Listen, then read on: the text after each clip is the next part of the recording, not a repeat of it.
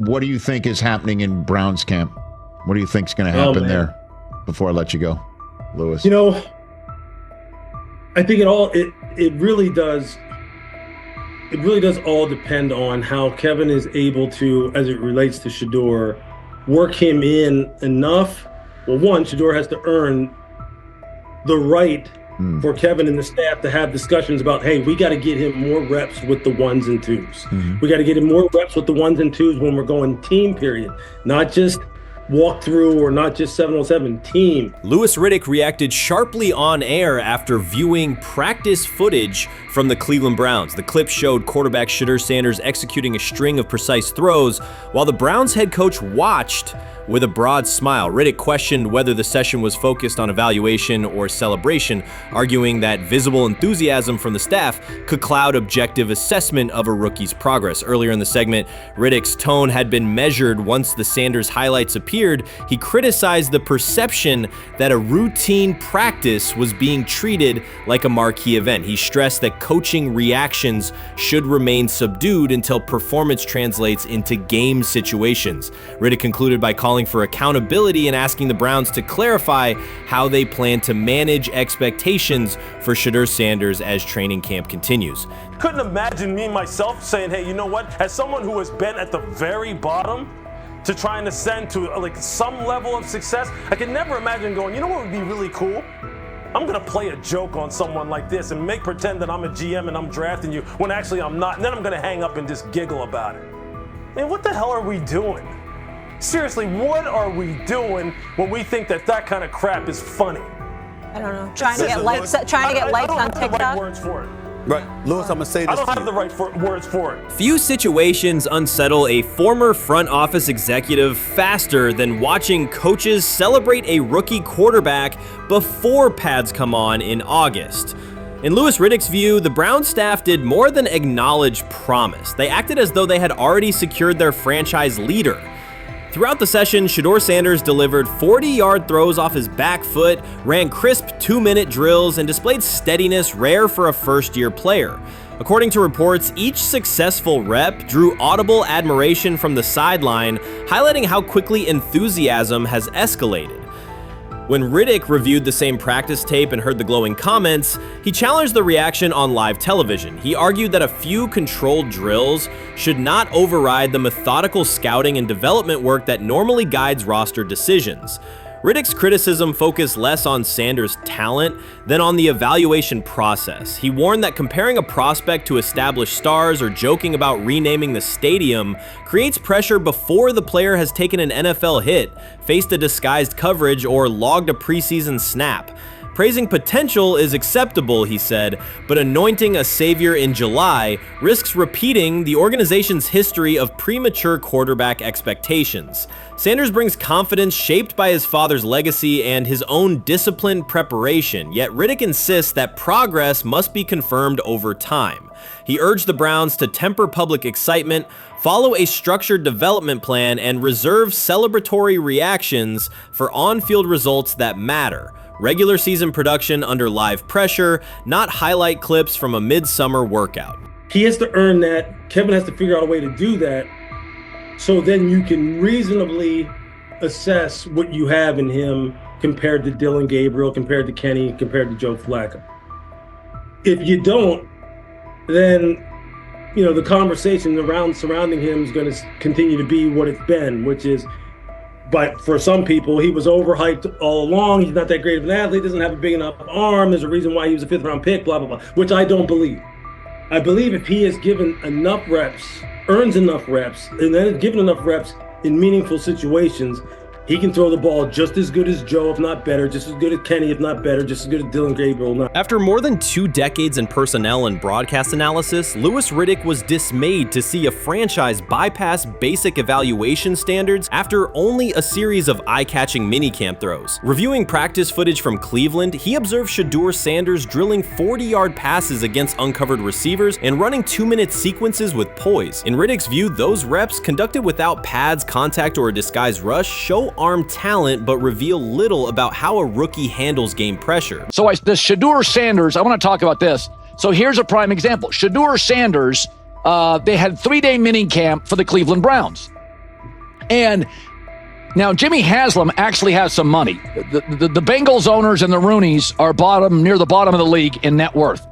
But what the Browns have is what I would call the Buffalo Bills used to have this years ago, pre-Josh Allen. What are Browns veterans saying about Shedeur Sanders behind closed doors? According to internal discussions, the feedback goes beyond casual praise. Several veterans describe his performance as franchise level. Private locker room conversations compare his command of the offense to established starters. And one senior assistant reportedly called him Sunday ready after a single walkthrough. The consensus is that front office staff and coaches have taken serious notice. Inside the Browns facility, informal conversations circulate among players and coaches. These remarks carry significant weight in personnel evaluations and often influence practice rotations. When veterans speak this strongly, the message typically reaches decision makers quickly, especially during roster planning. In short, the internal perception of Sanders is already affecting how the staff views the current quarterback depth chart. Browns vets kind of weigh in on Shedeur Sanders and how he's been since he arrived in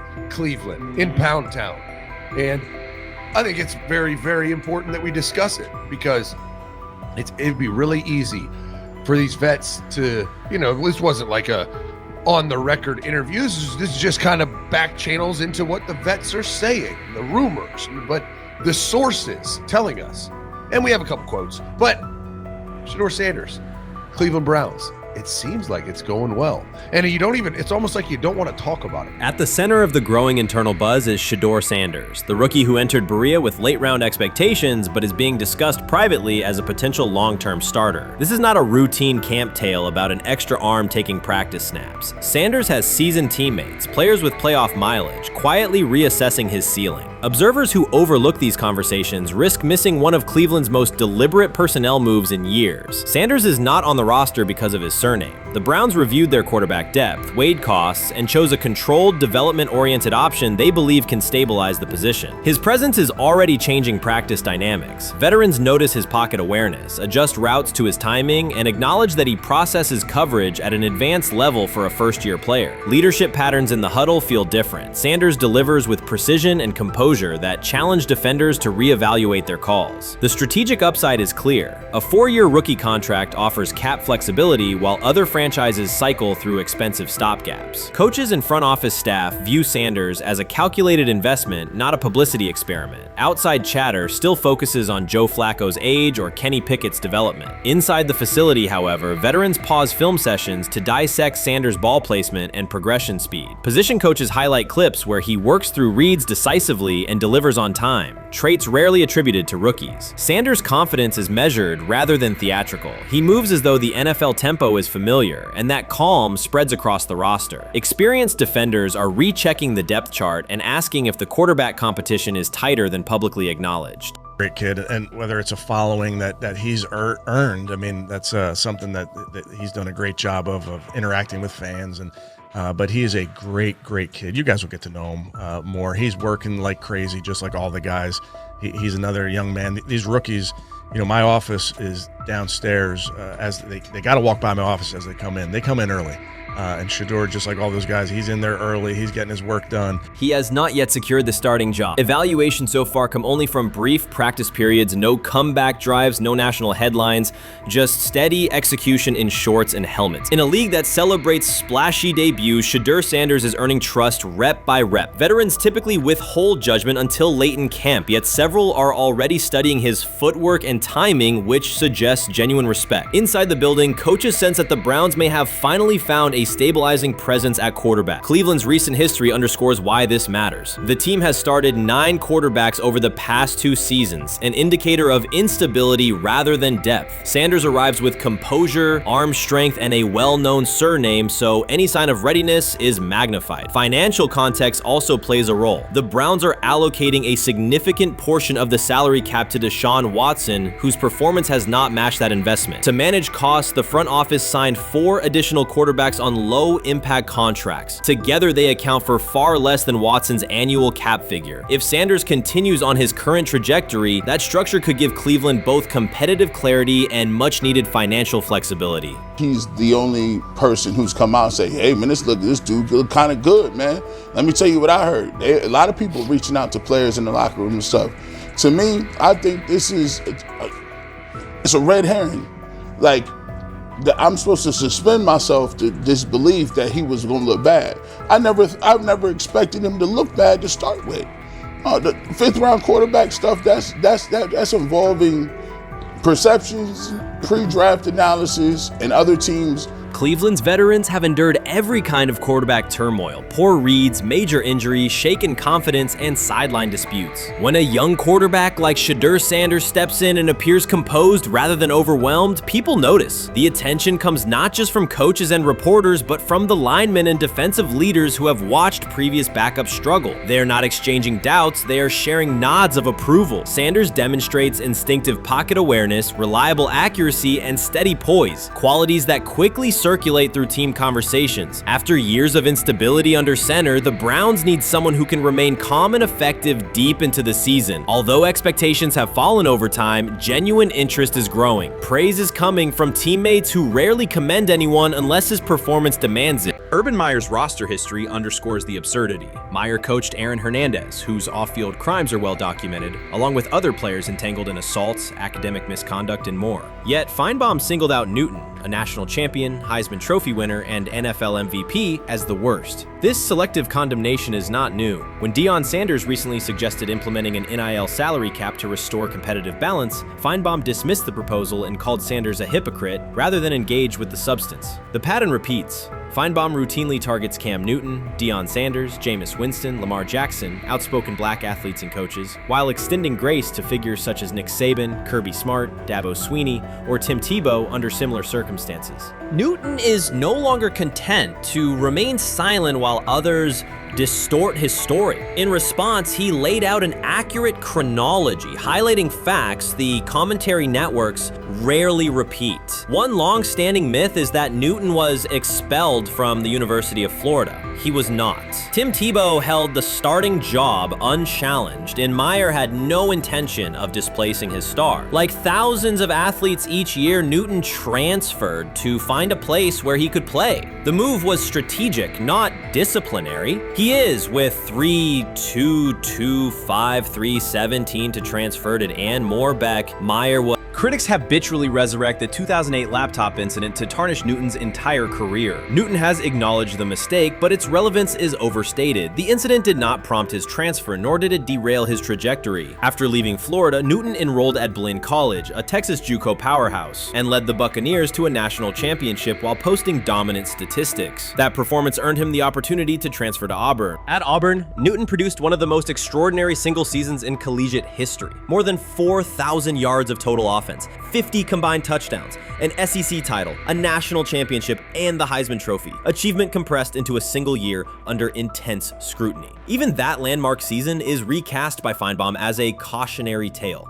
He claims Newton ignored head coach Gene Chizik by diving for a goal line touchdown when told to kneel, jeopardizing the game. In reality, Newton explained that the decision was a collective adjustment made in the huddle after reading the defense, while Auburn still held timeouts. The Tigers maintained control and secured the championship. Portraying that moment as reckless serves to recast Newton's success as selfishness rather than leadership.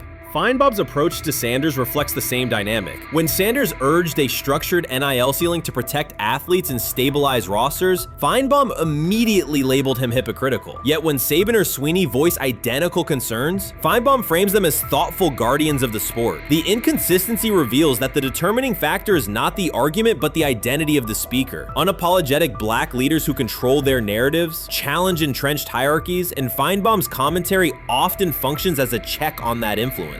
Newton countered Feinbaum's latest attack with a concise statement. "You're lying, Paul. Please stop." Behind those words lay a broader indictment of the media machinery that weaponizes half-truths. By calling Newton the worst player Meyer coached, Feinbaum was seeding doubt among fans, front office evaluators, and future historians. Newton, now an established media presence and entrepreneur, no longer depends on traditional outlets to correct the record. He reminded audiences of 3 essential truths. He departed Florida on his own terms, he led Auburn with support from coaches and teammates, and he captured every major accolade available in college and professional football without conforming conforming to prescribed expectations. An unspoken rule lingers in American sports discourse. Black Black athletes may excel, but must do so quietly, gratefully, and without highlighting systemic inequities. Newton broke that expectation early by celebrating with unreserved joy, answering questions candidly, and refusing to minimize his personality. For some commentators, that confidence is reinterpreted as arrogance. Feinbaum's repeated attempts to undermine Newton follow a familiar script of policing behavior rather than analyzing performance. Yet, legacy rests not in a pundit's soundbite, but in tangible achievements and public memory.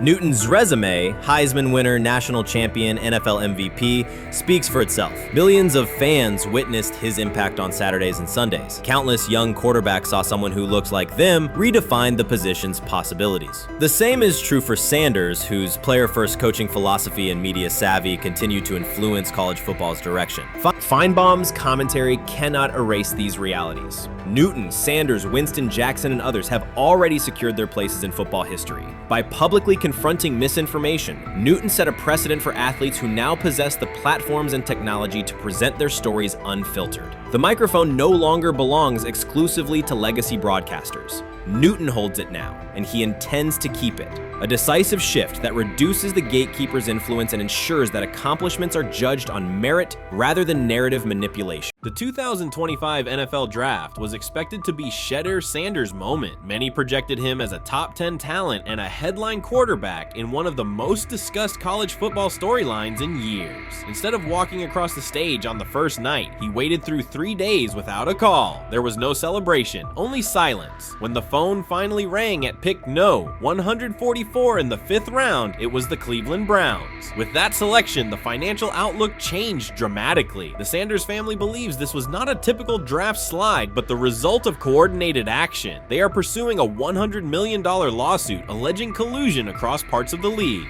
In the months before the draft, Sanders was consistently discussed among the top quarterbacks in the class. Television and digital analysts praised his poise, accuracy, leadership, and command. Scouts highlighted a 74.1% completion rate, record-setting stretches at Colorado, and his rise from an HBCU star to a national figure. Consensus expectations placed him in the first round or early second. Draft night unfolded differently. As picks accumulated, there was little indication that his name would be called. The atmosphere at his private gathering shifted from anticipation to doubt. When the Browns selected him late on day 3, projections for his first contract dropped from an estimated range in the mid-$30 million to approximately $4.6 million, with corresponding reductions in likely endorsements and long-term positioning. According to Deion Sanders and others close to the family, this was not about performance, injury, or conduct. They argue it was coordinated. Attorneys were contacted immediately. The allegation is straightforward. Sanders' value was suppressed intentionally. The family's position is that this was a calculated decision within parts of the league, not an isolated set of evaluations. The legal claims focus on communications that, if authenticated, could be significant. Internal emails, text messages, and owner-to-owner conversations. The family's representatives contend that these materials show a deliberate effort to avoid drafting Sanders in early rounds based on perceived image concerns rather than football merit. One message reportedly under review framed the decision in branding terms. Drafting Shedeur would mean inheriting the Prime brand. The complaint asserts that this view led some teams to discourage others from selecting him unless necessary, not for film-based reasons, but to avoid perceived attention and external pressure tied to his family's profile.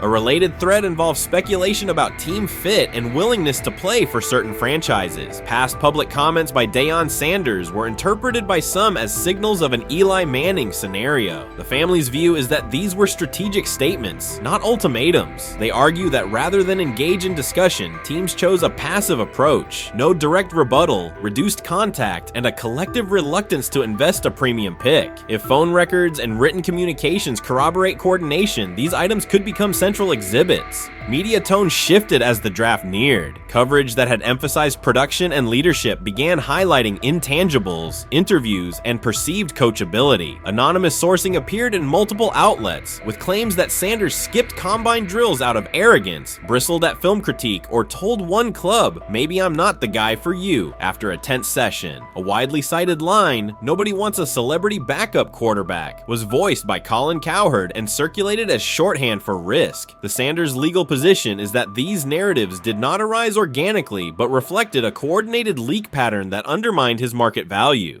The family's contention is that this was primarily about control and compliance rather than football ability. They point out that Sanders did not fail a drug test, was not suspended, and did not produce poor athletic testing. His college resume included elite stretches and significant program elevation at 2 stops. The legal claim asserts that the league's power structure resisted a high-profile player aligned with a high-profile parent coach and an independent media presence. The allegation is that teams sought to avoid the perceived complexity that would come with selecting him early. The financial impact is a core component of the damages claim. Had Sanders been selected late first or early second round, projected 4-year compensation would likely have fallen between $30 to $35 million, with immediate access to higher tier endorsement opportunities and the brand leverage that accompanies a franchise quarterback designation. As a 5th round pick, the initial contract value is a fraction of that total, and associated off-field opportunities are typically narrower. The suit reportedly seeks not only lost salary, but also the broader economic value linked to draft position, sponsorships, licensing, and the visibility that accelerates an early career trajectory.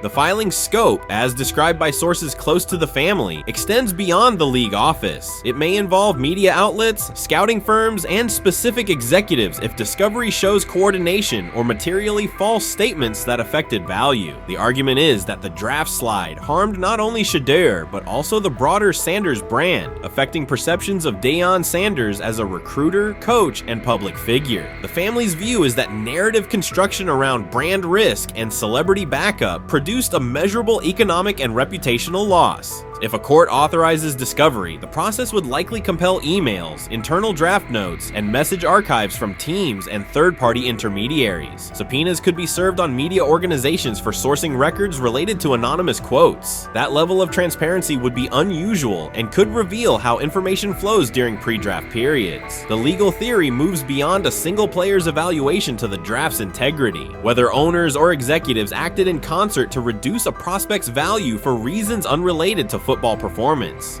The league has not publicly addressed these specific allegations. Background comments from executives characterize the claims as overreach. The family's camp maintains they have documentation sufficient to proceed. The comparison points referenced by observers include Deflategate, Spygate, and the Colin Kaepernick grievance, not because the facts are the same, but because of the potential scope, policies, practices, and the balance of power between the league and individuals challenging its processes. Another dimension of the dispute involves how the NFL perceives Deion Sanders, Coach Prime, and the autonomy he promotes. He built a large media footprint around his programs at Jackson State and Colorado, elevated his players' profiles, and spoke openly about fit and leverage. The family contends that this visibility, combined with statements about preferred destinations, triggered resistance. The complaint frames the response as a preference for compliance and predictability over independent branding and public negotiation. The suit also addresses the pre-draft decisions that critics point to, skipping the Senior Bowl, declining full workouts at the NFL Scouting Combine, and candid interviews about team fits. The family characterizes these as strategic choices commonly made by top prospects, not evidence of entitlement. Their view is that similar decisions by other players did not produce the same narrative because those players fit more comfortably within league expectations. The risk calculus is clear. Bringing a suit of this magnitude invites professional consequences. The family acknowledges that some within the league may react negatively. Their position is that the principle at stake, transparent and fair valuation, warrants the risk. The message they intend to send is that manufactured narratives and coordinated devaluation should face scrutiny, particularly when they affect earnings, opportunity, and reputation. If the case advances, several outcomes are possible. The court could find insufficient evidence of coordination, limiting the scope to individual judgments protected as opinion. It could also find enough to proceed to broader discovery, which would have implications beyond one player, including potential changes to how teams document evaluations and how media handle anonymous sourcing close to the draft. Agents might push for reforms, including clearer guardrails around leaks and standardized prospect communication records. For now, Sanders is working within the Browns structure. He has avoided public escalation beyond confirming focus on preparation and development. The lawsuit is a separate track managed by counsel. This dual approach, professional routine on the field and legal action off it, reflects the family's strategy. They intend to contest the process they believe harmed him while meeting club expectations day to day. The core allegations remain consistent across their statements. A talented quarterback saw his draft value suppressed by coordinated behavior tied to branding concerns and public positioning rather than football merit. Media narratives amplified that shift, and the result was a substantial, quantifiable loss. The remedy sought includes compensation and a measure of accountability that could deter similar conduct. Whether the claims are ultimately proven will depend on documentation and testimony. If emails, texts, and call logs substantiate coordination, the impact could be significant, prompting policy review around pre-draft communications and media engagement. If not, the case may narrow to disputes over opinion, perception, and the gray areas of scouting. Either way, the filing signals a willingness to confront entrenched practices and to test in court how far the process extends beyond film and interviews. This situation has moved from speculation to litigation. It addresses control, image, and power in a system that influences careers and compensation. It also underscores how public narratives can shape market outcomes. Sanders' path now has two tracks: earning opportunities on the field in Cleveland and seeking redress off the field for what the family views as an avoidable and orchestrated loss. The questions at stake are larger than one draft slot. They touch on how the league values independence, how information is weaponized, and what recourse exists when a player believes the evaluation moved from football to optics. The answers will emerge through practice reps and, potentially, through discovery and a courtroom record. I view things as I got time.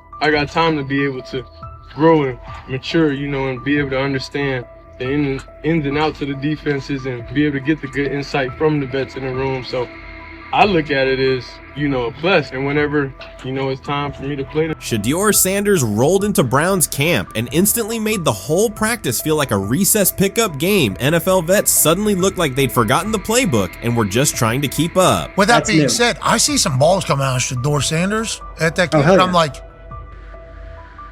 kind of looks like a guy. Yeah, I'm ready. He can sling it. Ready to. I see him, some of the veterans, how they talk to him, mic'd up, see what he's doing in the community. Yep. Talking about Njoku there? Njoku, Mike Knapp. Yeah, once you see, different little interactions and things like that, I know he has the talent. We'll see. It'll be a competition that usually brings the best out of guys, especially young guys. So I'm interested to see how that quarterback situation. Right after Shedeur Sanders tightened his cleats and the Browns settled in for what they figured was a routine camp day, the whole vibe tilted sideways. No blazing comet, no UFO touching down at midfield, just a swagger-charged quarterback striding in like he'd crashed the wrong league and thought, yeah, I'll stick around and run this show. The Browns had no clue what storm was rolling in. You'd expect an NFL team to do a quick scout, maybe pull up a highlight reel or two, but nope. They greeted Shedeur with a shrug, only to watch him seize the field on snap one and run the whole operation like a seasoned pro. First and foremost, he's been the best quarterback in camp. Now look, Joe Flacco ain't had many opportunities. There was a whole day I saw he didn't throw the ball at all. Here's my theory on the situation. They already know who's starting in the number 2 is. They already know. Joe Flacco and Shedeur Sanders is already locked up. You're missing the boat, people. You're missing the boat. Your boy, Kenny Pickett and Dylan Gabriel, they're fighting. Shedeur didn't merely clock in, he hijacked the session. One moment he's loosening his arm, the next he's roasting veteran QBs like faded names on busted draft boards. Defensive coordinators everywhere had the same gut punch reaction. His pocket poise, straight disrespectful. His timing, psychic, and every pass left his hand like it was laser guided to its mark. While Shedeur Sanders was slicing up routes, the Browns secondary looked less like an NFL backfield and more like a gaggle of dads sprinting through a Saturday fun run. Big on enthusiasm, short on closing speed. Coaches fought the urge to slam the emergency horn. Players traded wide-eyed, "Are we serious?" stares, and someone even double-checked that a hidden camera crew wasn't about to pop out of the tunnel. But nope, this was pure Shedeur. Half cold-blooded surgeon, half highlight factory. He wasn't dropping a casual "I'm here," he was crafting a masterclass. From the first rep, the tempo changed. Shedeur Sanders accepted the snap with steady footwork, diagnosed the Browns' single high shell, and delivered a tight window seam route that forced the free safety to recover late. Throughout the period, he manipulated leverage with quick shoulder fakes, moved through full field progressions, and released on time from a balanced base, consistently putting the ball on his receiver's upfield shoulder. Cleveland's coverage struggled on multiple fronts. Safeties hesitated between deep half responsibilities and underneath support, creating voids at 15 to 20 yards. Cornerbacks and off-man were caught in trail position when Sanders used rhythm throws on 3-step drops, while those who tried press technique had their inside hand neutralized by his receivers' outside releases. Linebackers widened to match shallow crossers, leaving the middle hook unguarded for pivot routes and option digs. One corner attempted a line of scrimmage jam. Sanders immediately adjusted the route to a back shoulder fade, releasing the ball before the break and rendering the press ineffective. Over the session, he showcased pocket discipline, reclimbing to maintain throwing lanes rather than drifting, and finished with a series of anticipatory throws against cover 2 cloud, fitting vertical outs between the flat and deep half defenders. Sanders' combination of rapid post-snap processing, precise ball placement, and pocket efficiency exposed coverage mismatches at every level and highlighted communication gaps in the Browns secondary. By mid-session, the Browns defensive staff clearly recognized their calls were outmatched. Every adjustment, a roll to cover 6, a simulated pressure, a late rotate to 2 high, was neutralized once Shedeur Sanders confirmed the post-snap picture. Routes that had taken weeks to script were beaten by timing and location. Comeback set at 12 yards broke open before the corner's transition. Slot seam outs dotted the void between the flat and deep half defender, and boundary receivers beat press with quick hand techniques, receiving the ball before the trail man could recover. Sanders' command was methodical. He used cadence to freeze plug blitzes, re-ID'd the mic when linebackers sugared the A-gaps, and maintained a firm base so he could reset and fire without resetting his feet. His receivers benefited from that rhythm. Top of the stem, eyes back, ball delivered on their upfield shoulder, allowing immediate transition to YAC. The Browns front tried a late stunt to compress the pocket. Sanders climbed 2 steps, re-spotted the shallow crosser, and delivered in stride, turning a potential sack into a 20-yard gain. What stood out most was how little ramp-up Sanders needed. From his first series, he processed full field concepts at tempo, cycling through progression reads without hitching. The poise under interior pressure, consistency in ball placement, and ability to manipulate zone defenders left the Browns' coordinated disguise packages ineffective and forced them into static coverage by the end of the period. In short, Sanders' efficient mechanics, rapid processing, and anticipatory accuracy rendered Cleveland's defensive game plan ineffective at every level, from pre-snap disguise to post-snap spacing. Imagine there's many people that think Dylan Gabriel's a better quarterback than Shedeur Sanders. I don't care where they were drafted. If the Browns are the one team that thinks that, then I'm going to suspect it's not true. They don't know what. Listen, I've been on every quarterback evaluation for 30 years. Right. I never root against anybody. Yeah. But I'd be surprised if Dylan Gabriel's ever a legitimate starting quarterback for the Cleveland Browns. I'd be surprised. I just don't think. Well, then it is a wasted pick because you took him in the top 100. Yeah, but potentially. Yeah.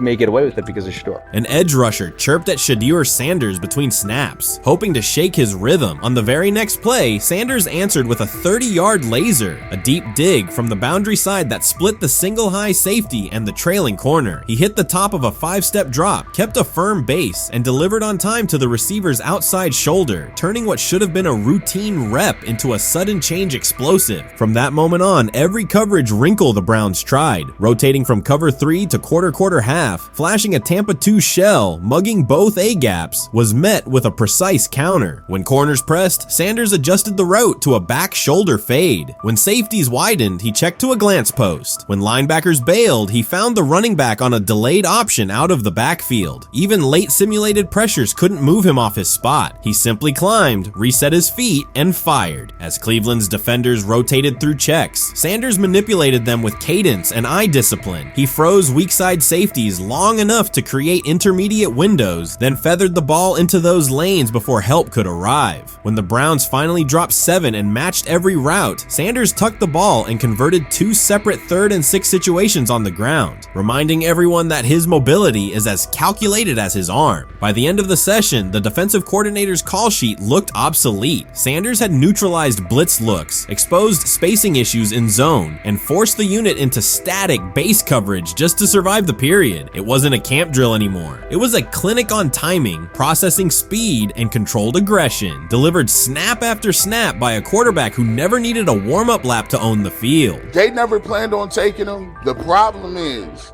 like Ocho Cinco said, you got somebody that has endeared himself to the locker room. And guess what? The difference between him and Tim Tebow, the biggest one, is he can play. He can throw the ball. Tim Tebow running around being an H-back. He can throw the ball. And he's done everything he needs to do. He ain't saying nothing. He ain't rocking the boat. He ain't mad about the reps. He ain't mad about none of that. All the people out there want to see is this, like Tyler said earlier. We want to see what he can do with Jerry Jeudy. That's it. I want to see what he can do with David Njoku. I want to see him with Junkins. I want to see him with the first running backs. If you are cooking, if you are beating down the doors with the 3s and 4s, guess what? You deserve more. From the first team period on, Cleveland's secondary looked a step slow. A deep third safety hesitated on a post-snap rotation, leaving Shedeur Sanders free to climb the pocket and fire a 22-yard out that arrived before the defender could plant and drive. The supporting cast around him, players fighting for roster spots, not Pro Bowl invites, benefited from his command. Sanders used tempo to control the defensive front, altered protections at the line, and located throwing lanes so quickly that one receiver didn't register the catch until he crossed the goal line. As the Browns tried new personnel groups, coverage busts multiplied. Starters slipped out for hamstring stretches while rookies rotated in, only to find the ball arriving on their blind side before they'd completed a midpoint squeeze. On a later 3rd and long, Cleveland finally closed the interior rush lanes, compressing the pocket with 3 defenders. Sanders pivoted through the traffic, stepped into a narrow escape window, and, without resetting his shoulders, whipped a no-look pass to the boundary curl for a fresh set of downs. The throw turned a potential sack into an explosive play and left the coaching staff scrambling for answers. The people who are fascinated by Shedeur for whatever reason, whether it's his play, I guess, last year was kind of fun. If you're just like a guy who grew up like loving Deion Sanders and passed that love on down to your kids, I can see why you're like that. The one thing I will give them is you're looking at this quarterback room. If you're a fan of Shedeur and say, why can't he go beat Dylan Gabriel or Joe Flacco or Kenny Pickett? So I do understand that part of it, right? Because why not? Why couldn't he be a Brown starter in October or November? That looks like a quarterback room where everyone will get a chance to start. You made an interesting point. So I tend to have the drip, drip, drip. This was my Johnny Manziel theory, is that everybody makes mistakes, especially when you're young. But if I see 2, 3, 4, 5, then you've got a plumbing issue. It's not just you didn't close the faucet. So there's about 6 pieces of video in college where Shedeur was a little bit of a brat. Whatever. Then there's the legendary cringy draft room. Didn't love that as a B prospect. Then there's back-to-back speeding tickets, both over 90, and a missed arraignment. The NFL is navigating unexpected headlines after a former Browns coach publicly defended Shedeur Sanders in response to reports of multiple speeding tickets. The coach's statement has sparked extensive online debate. Supporters welcome the show of loyalty, while critics question the motive. Sanders now finds himself at the center of an unforeseen controversy, and observers want to know why a Cleveland coach is standing so firmly in his corner. The story is developing rapidly and continues to draw intense attention. When it came out that he got a speeding ticket, I said it's not really that big a deal. I feel very differently about it now. Over 40 miles an hour over the speed limit, less than 2 weeks after you just got a ticket.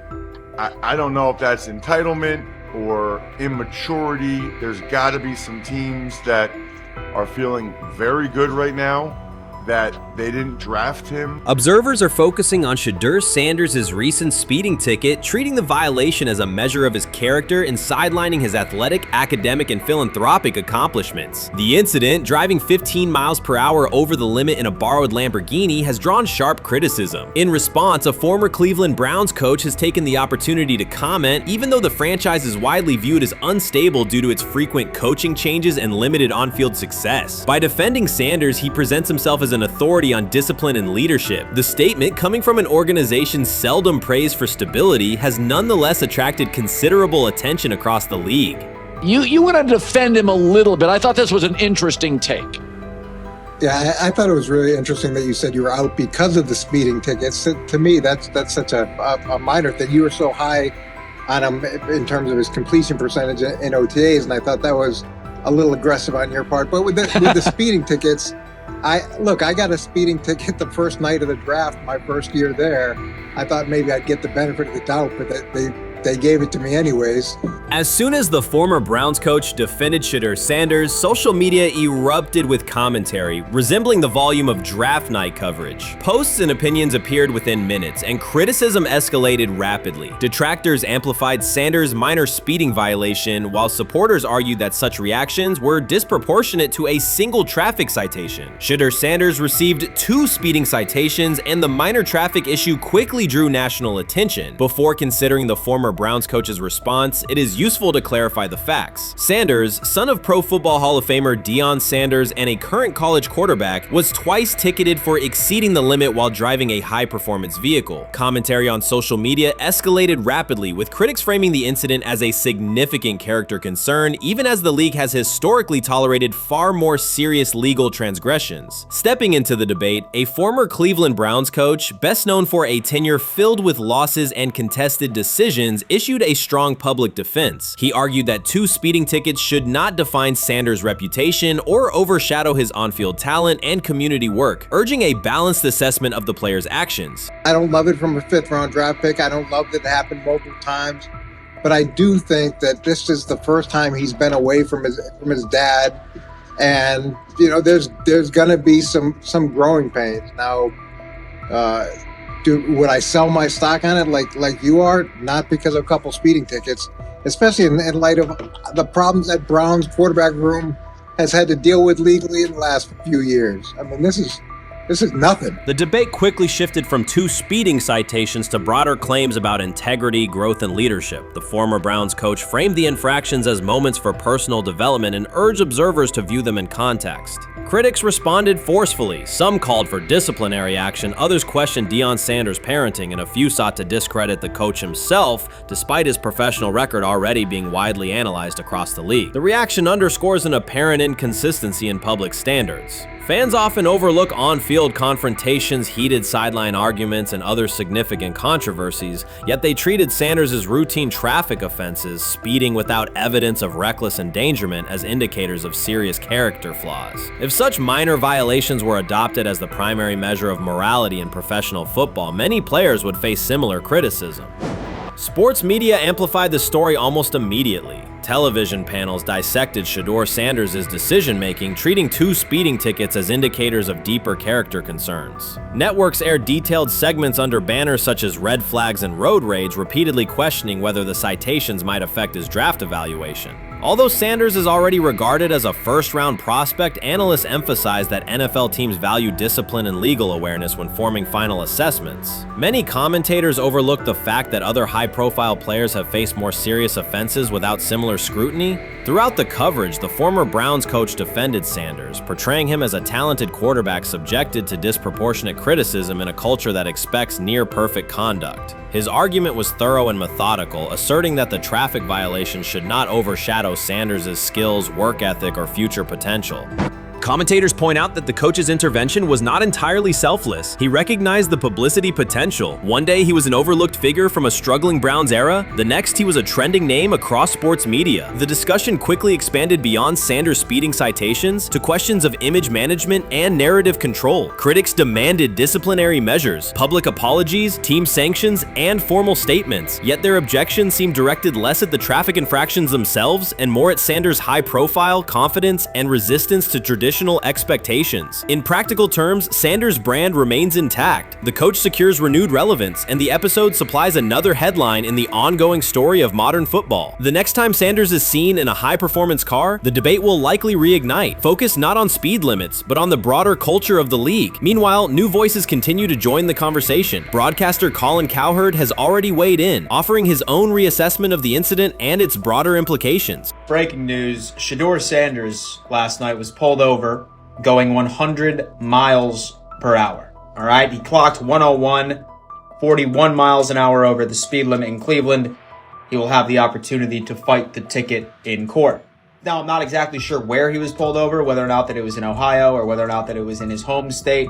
But typically when you're going 40 over, that's flirting with the line of reckless driving.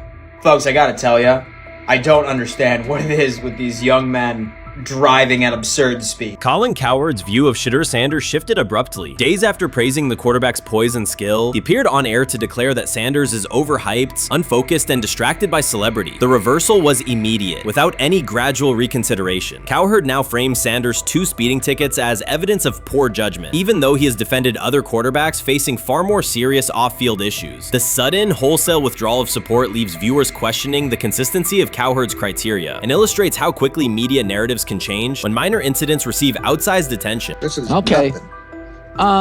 Okay. How much of this is? I mean, Jimmy Haslam has his hands all over Manziel, has his hands all over Deshaun Watson. Admitted it, man enough to admit it. I saw the reaction in the draft room when they took Shedeur Sanders. It's pretty obvious it wasn't the coach and the GM's pick. How much is this? This team has 8 last place finishes in 13 years owning it. How much of this is we don't have a very good owner here like Washington, D.C. and the Commanders? Yeah, I didn't love the owner stepping in and saying, you got to take this guy in the 5th round.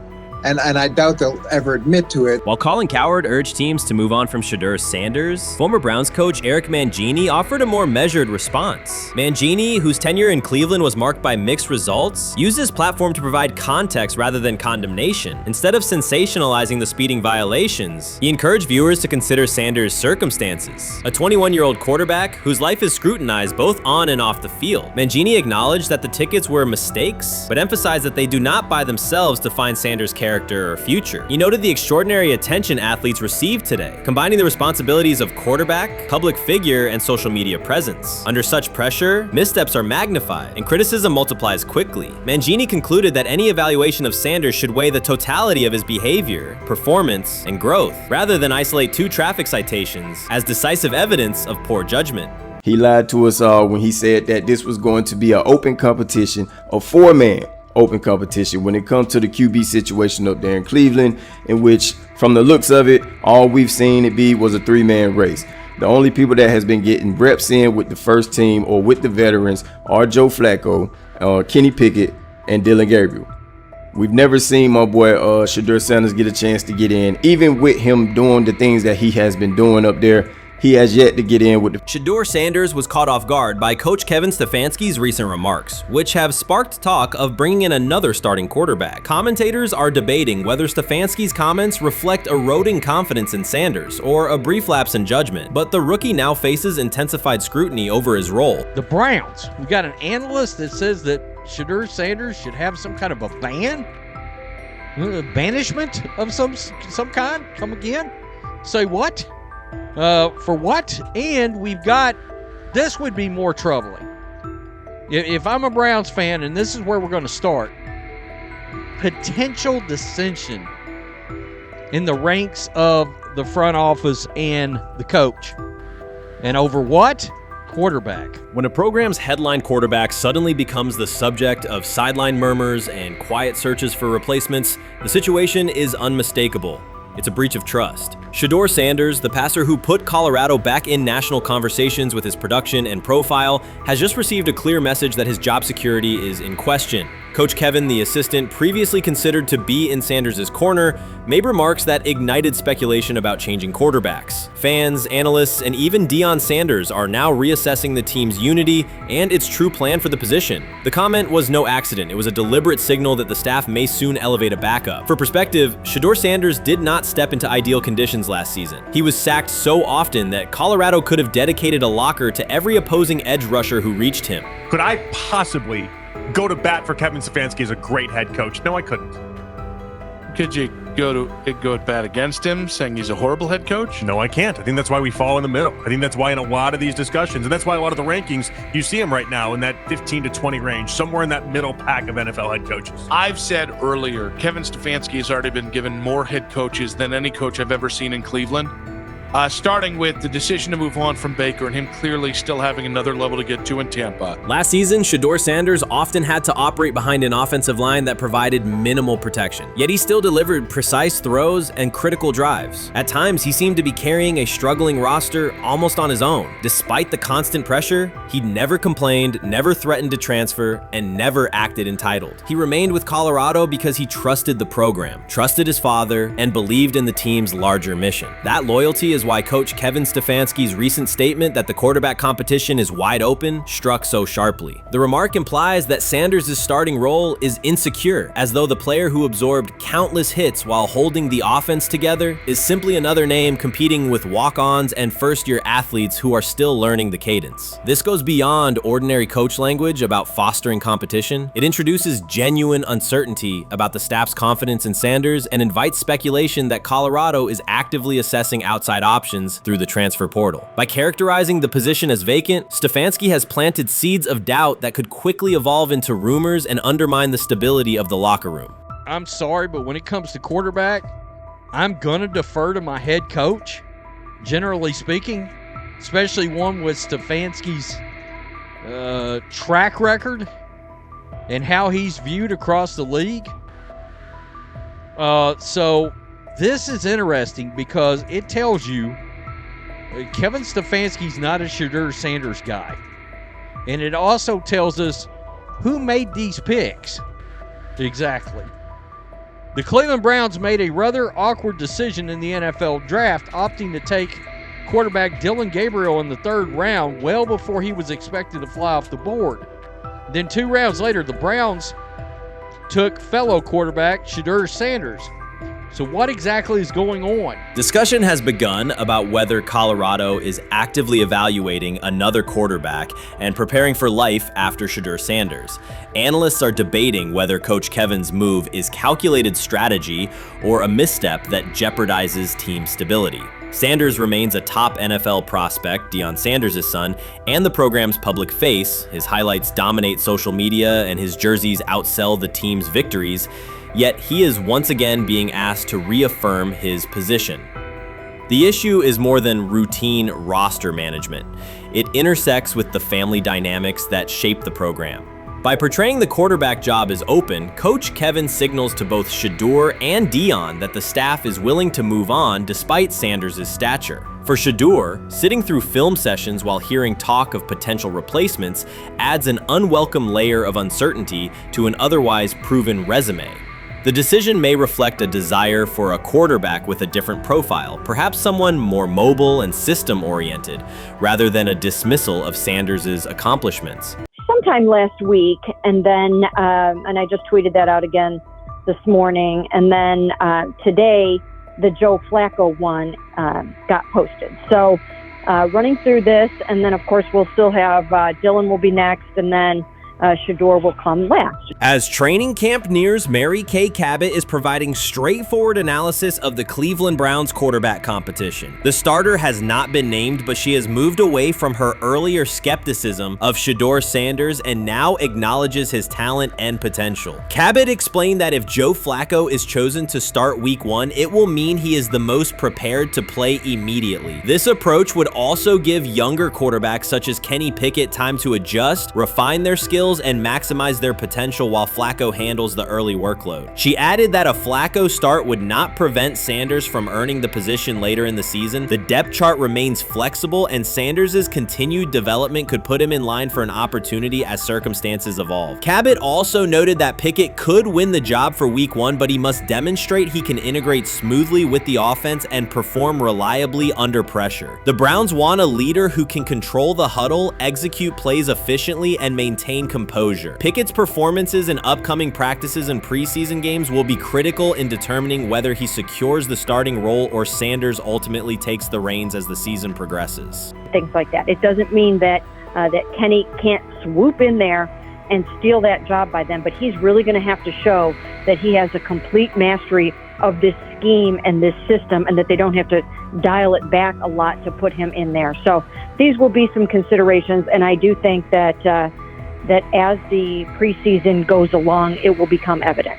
Mary Kay Cabot recently stated that Shedeur Sanders is ready and the Cleveland Browns are monitoring him closely. After a strong showing during organized team activities and minicamp, Sanders has made notable strides in his development. With continued progress, he is expected to return to the field prepared to contribute meaningfully. The Browns coaching staff is tracking his growth and anticipation about his long-term role is increasing. Cabot added that if Sanders maintains this trajectory and continues to demonstrate poise within the team, he will have a legitimate chance to earn the starting quarterback job. Each practice rep strengthens his case, reinforcing the possibility that his development could benefit both the player and the organization. As Sanders impresses, discussion about his future in Cleveland becomes more compelling. Cabot also emphasized Sanders' advanced understanding of the offense. She noted that his football IQ appears in every drill and that he seems ready to execute the Browns system at full speed. His ability to process defenses quickly and make decisive reads distinguishes him from his peers. With the appropriate opportunity, Cabot believes Sanders could become a genuine difference maker for the Browns. One area Cabot highlighted is Sanders' command of pre-snap adjustments. His capacity to diagnose defensive fronts and communicate changes gives him an edge and reflects high football intelligence. If he translates those reads into consistent connections with his playmakers, he could elevate the Browns' offense significantly. By comparison, Cabot said quarterback Dillon Gabriel is still refining his grasp of complex terminology and play calling. While Gabriel possesses upside, Sanders' comfort with intricate concepts and his ability to manage tight pockets under pressure give him a clear advantage at this stage. Gabriel must sharpen those elements to compete at Sanders' level. Cabot previously reported that Sanders had already earned first-team practice snaps ahead of Gabriel. Her latest update confirms that Sanders is now approved as the Browns' starting quarterback, solidifying the organization's commitment to him as QB1. Expectations are high, and his response to the challenge will be closely watched throughout training camp and preseason. Cabot further noted that head coach Kevin Stefanski authorized Sanders to take expanded first-team reps beginning next month. This milestone underscores Sanders' readiness and the coaching staff's confidence in his progress. As the regular season approaches, Sanders aims to cement his status as the starter, and the competition for that position is intensified. Though Sanders leads the race, Kenny Pickett remains in contention. Cabot stressed that Pickett must prove he can integrate seamlessly with the offense and perform consistently under pressure. His performance over the next several weeks will determine whether he can challenge Sanders for the starting role.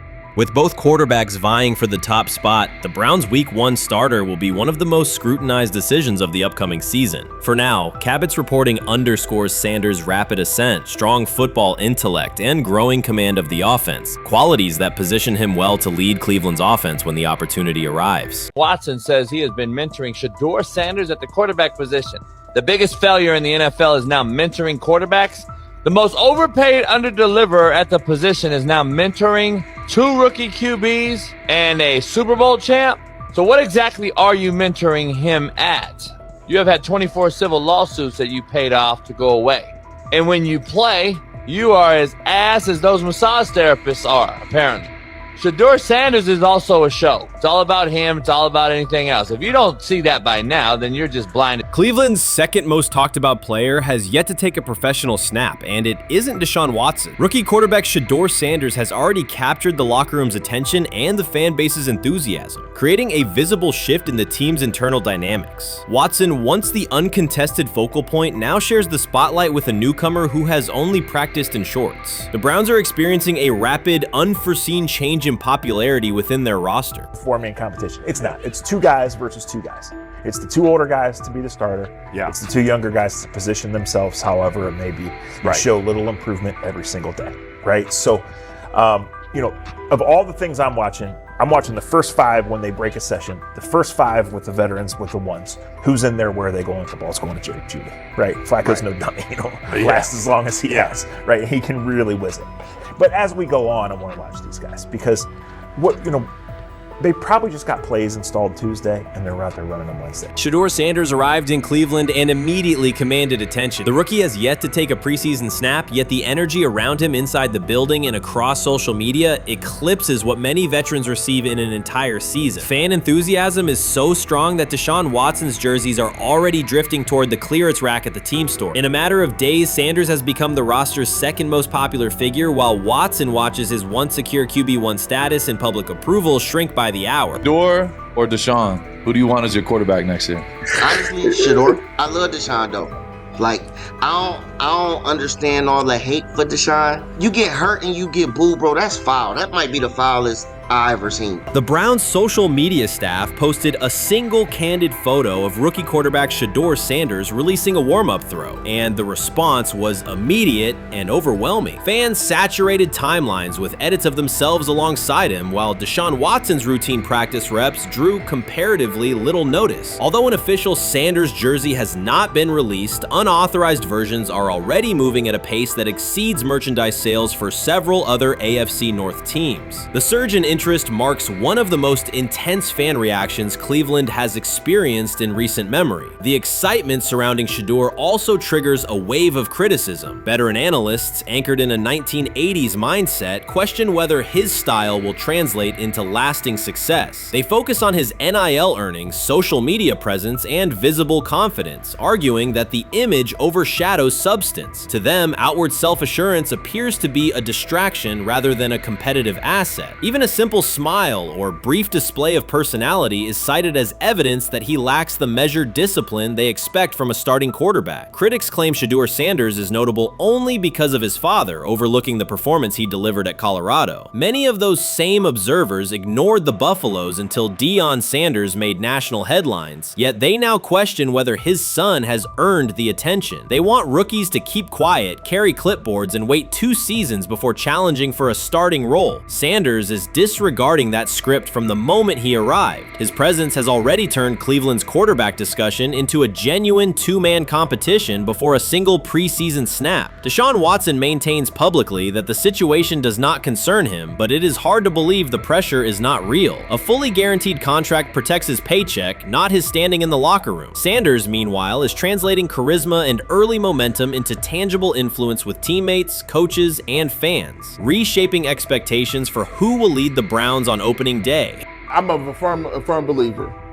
If I wanted Shedeur Sanders at 2, at worst at 33, of course I already think that he's better than other quarterbacks. Because that's the type of talent, that's where I would have picked him at. And if he was at 2 or 33, and he still had this same exact skill set, we would be talking about him starting and playing. Right. Well, that'd only be 3 quarterbacks. It'd be here, 3 not quarterbacks, 4. not 4. Yeah. But to see move to the 5th round, that's cool. They might have to go along with it. But to me, I think if you ask who got the best tools, I'm going with Shedeur. Shedeur Sanders has not taken a single professional snap, yet discussion about him has split NFL social media into 2 camps. One side already argues he should start immediately. The other worries about what that means for veteran quarterbacks like Deshaun Watson. Reporters now line the perimeter of Browns camp, scrutinizing every inconsistency in Watson's spiral and every precise throw from Sanders during drills. Each well-placed pass is clipped, posted to TikTok, and captioned as evidence of a future QB1. Cleveland is no stranger to quarterback drama, but this situation is different. Rather than cycling through another unproven starter, the franchise is dealing with a rookie who entered with more polish, public attention, and perceived readiness than most first-year players. Fans chant Sanders' name before he has appeared in a preseason game, while the established starter works to maintain his relevance. The atmosphere is not yet a full controversy, it is a countdown. Traditional analysts insist on the importance of experience and respecting the process, yet Sanders is progressing on the timeline set by the supporters who already view him as the next leader of the offense. Shedeur Sanders doesn't ask for excuses.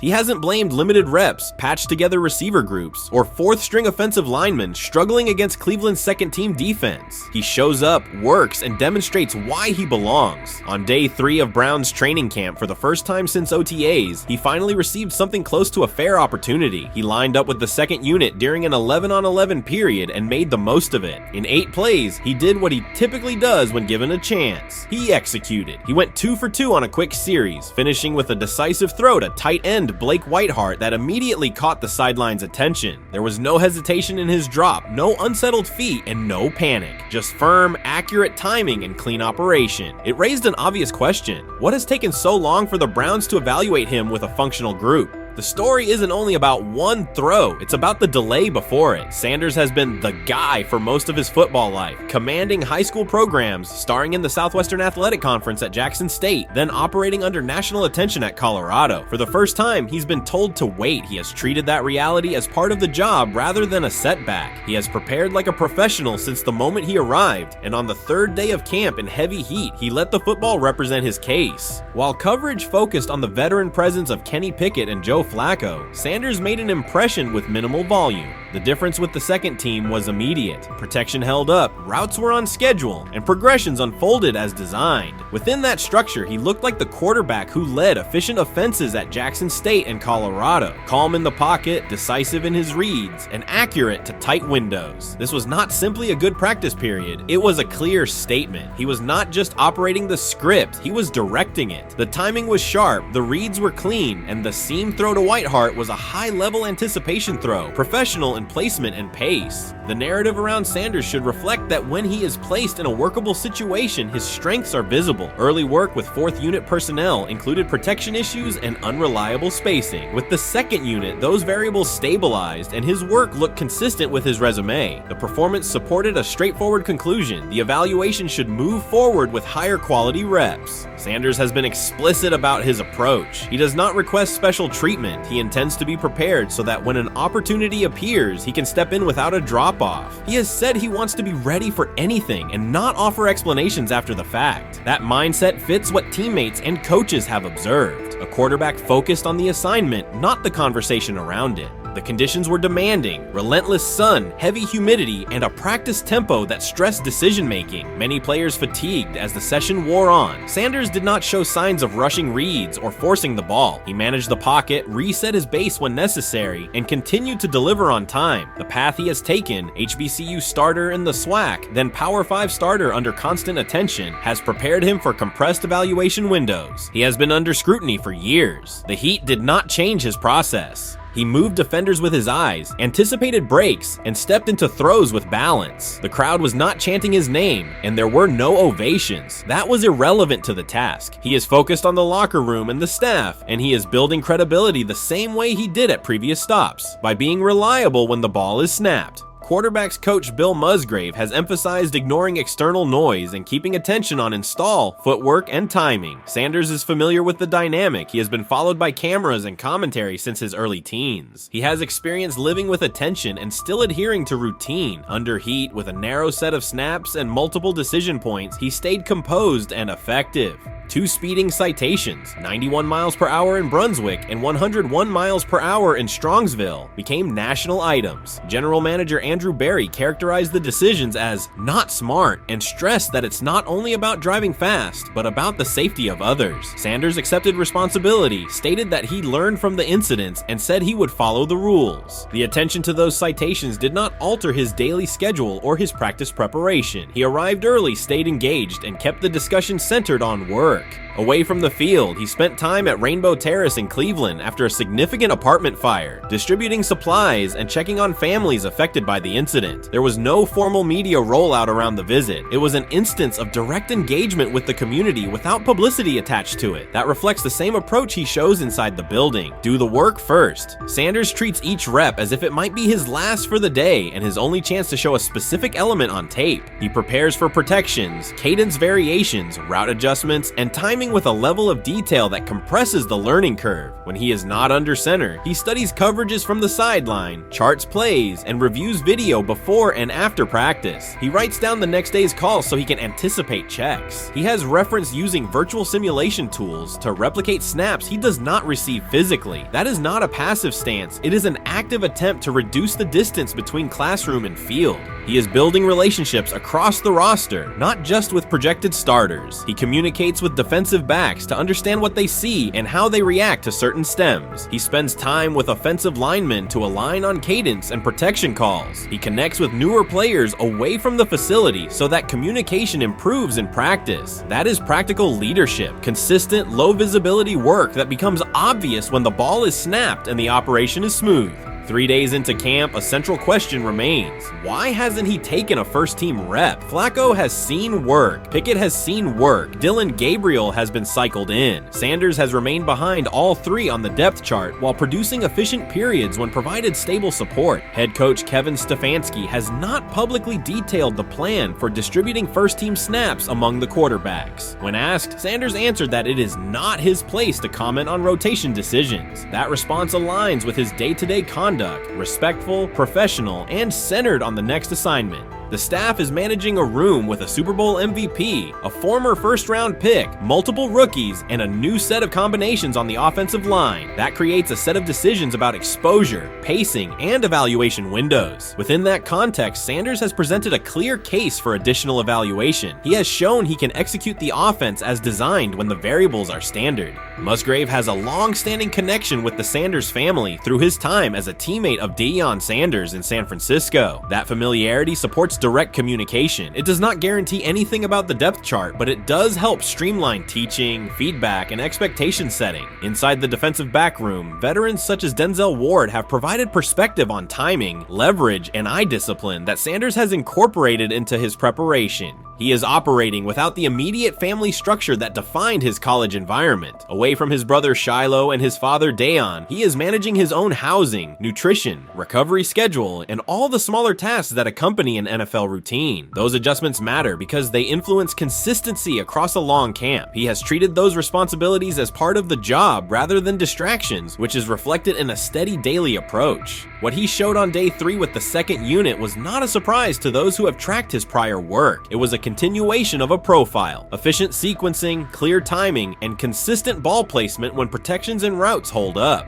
The 8-play period was short, but it was enough to reinforce the point. He doesn't need a large sample to demonstrate baseline operation. He needs a fair sample to test ceiling and adaptability. There is also the matter of perception. Public attention concentrated on the speeding tickets and the general manager's response. Less attention fell on the preparation, the efficient period with the second team, or the community engagement at Rainbow Terrace. That imbalance is common in training camp narratives. Sanders has handled it by keeping his answers simple and his focus on football. He has not tried to redirect the conversation. He has done his work and waited for additional reps. The objective next step is straightforward. Expand the evaluation with higher unit personnel and standard opponents. That does not require a complete reshuffling of the depth chart. It requires allocating a defined sequence of first-team snaps so that timing with starting receivers and protections with starting linemen can be measured on tape. The staff can then compare operation speed, accuracy under pressure, red zone decision-making, and 2-minute mechanics against the other quarterbacks. That is the most direct way to clarify the competition. None of this dismisses the experience or track records of the veterans in the room. It emphasizes that the purpose of camp is to test assumptions with current performance. Sanders has provided enough evidence with the second unit to justify a broader look. He has shown that the pace of his feet matches the pace of his eyes, that he can hold safeties with his shoulders, and that he can drive intermediate throws without float. He has also shown discipline to take the clean completion rather than force the vertical shot when leverage dictates otherwise. Every day, he has addressed the controllable items, meetings, note-taking, install recall, cadence management, and post-practice review. He has not asked for public guarantees. He has asked for an opportunity to compete on comparable terms. The 8-play sequence with the second unit was a small but clear example of what he can do when those terms exist. The staff's communications have been measured. Stefanski has not laid out a schedule for first-team rotations publicly. Barry addressed the speeding incidents directly and emphasized standards for decision-making off the field. Sanders accepted the criticism, adjusted his behavior, and moved forward. Those are the relevant facts. What remains is a football evaluation that can only be completed by giving him snaps with the top group and measuring the results. If that evaluation occurs and he performs at the level he showed with the second unit, the conversation will shift from potential to placement. If it does not occur, the question will persist through camp. Why not test the full picture? Sanders has built a case based on preparation, poise, and execution. He has demonstrated leadership by building relationships across the roster. He has shown maturity in handling external issues directly and moving on. He has given the staff reasons on the field and in the building to continue the process.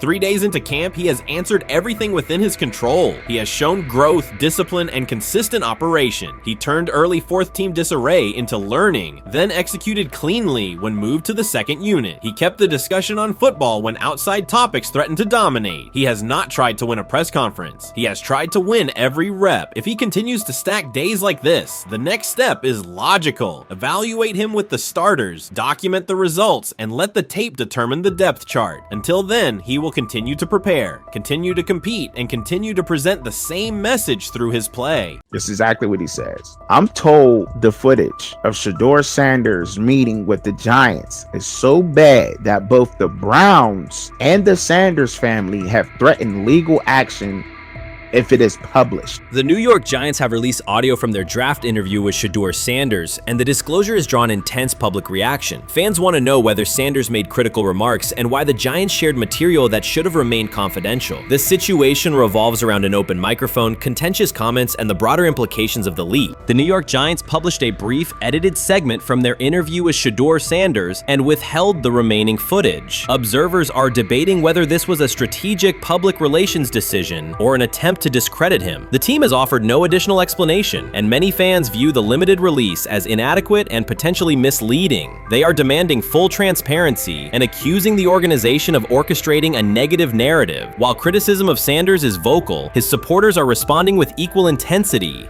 There was another team that he sat down with. What do you mean it didn't go well after that? So, he was pissed that they did that to him. They did that to him. He counter confronted the them. same thing they do to every other quarterback prospect. They did that to him. They slide in a mistake to see if you catch it. Right.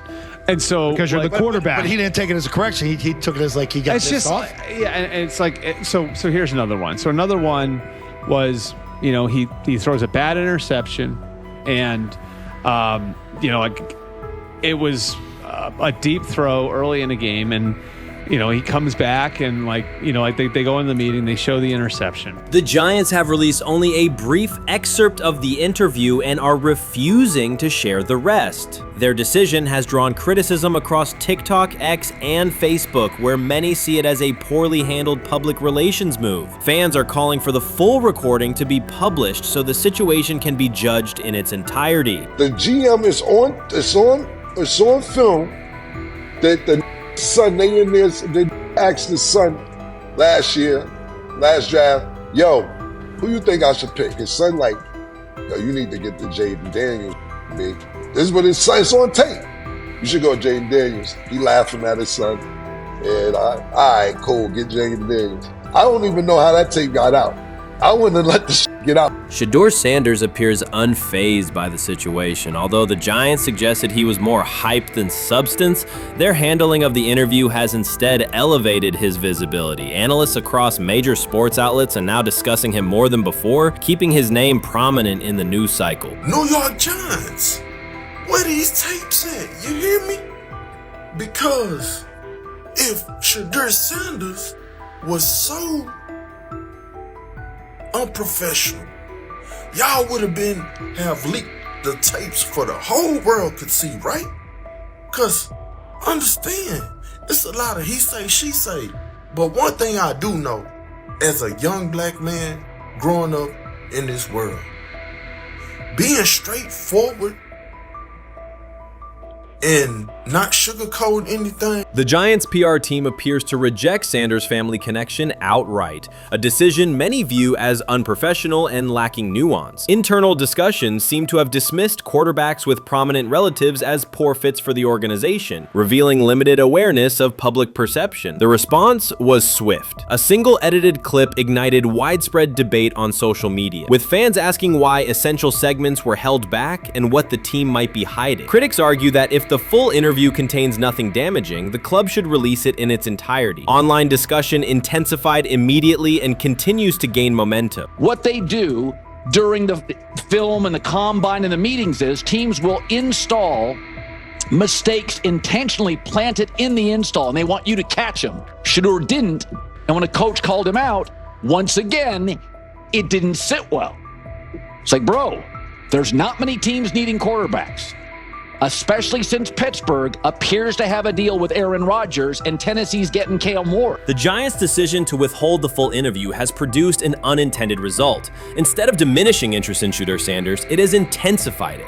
Media outlets and analysts are now examining every on-field rep, press comment, and public appearance as evidence of how he conducts himself under scrutiny. Each throw, adjustment, and answer is tracked and evaluated against league standards, reinforcing the view that he remains composed and professional. Many fans contend that the organization has misrepresented Sanders and suggest the issue may stem from the Giants' view of his father, Deion Sanders.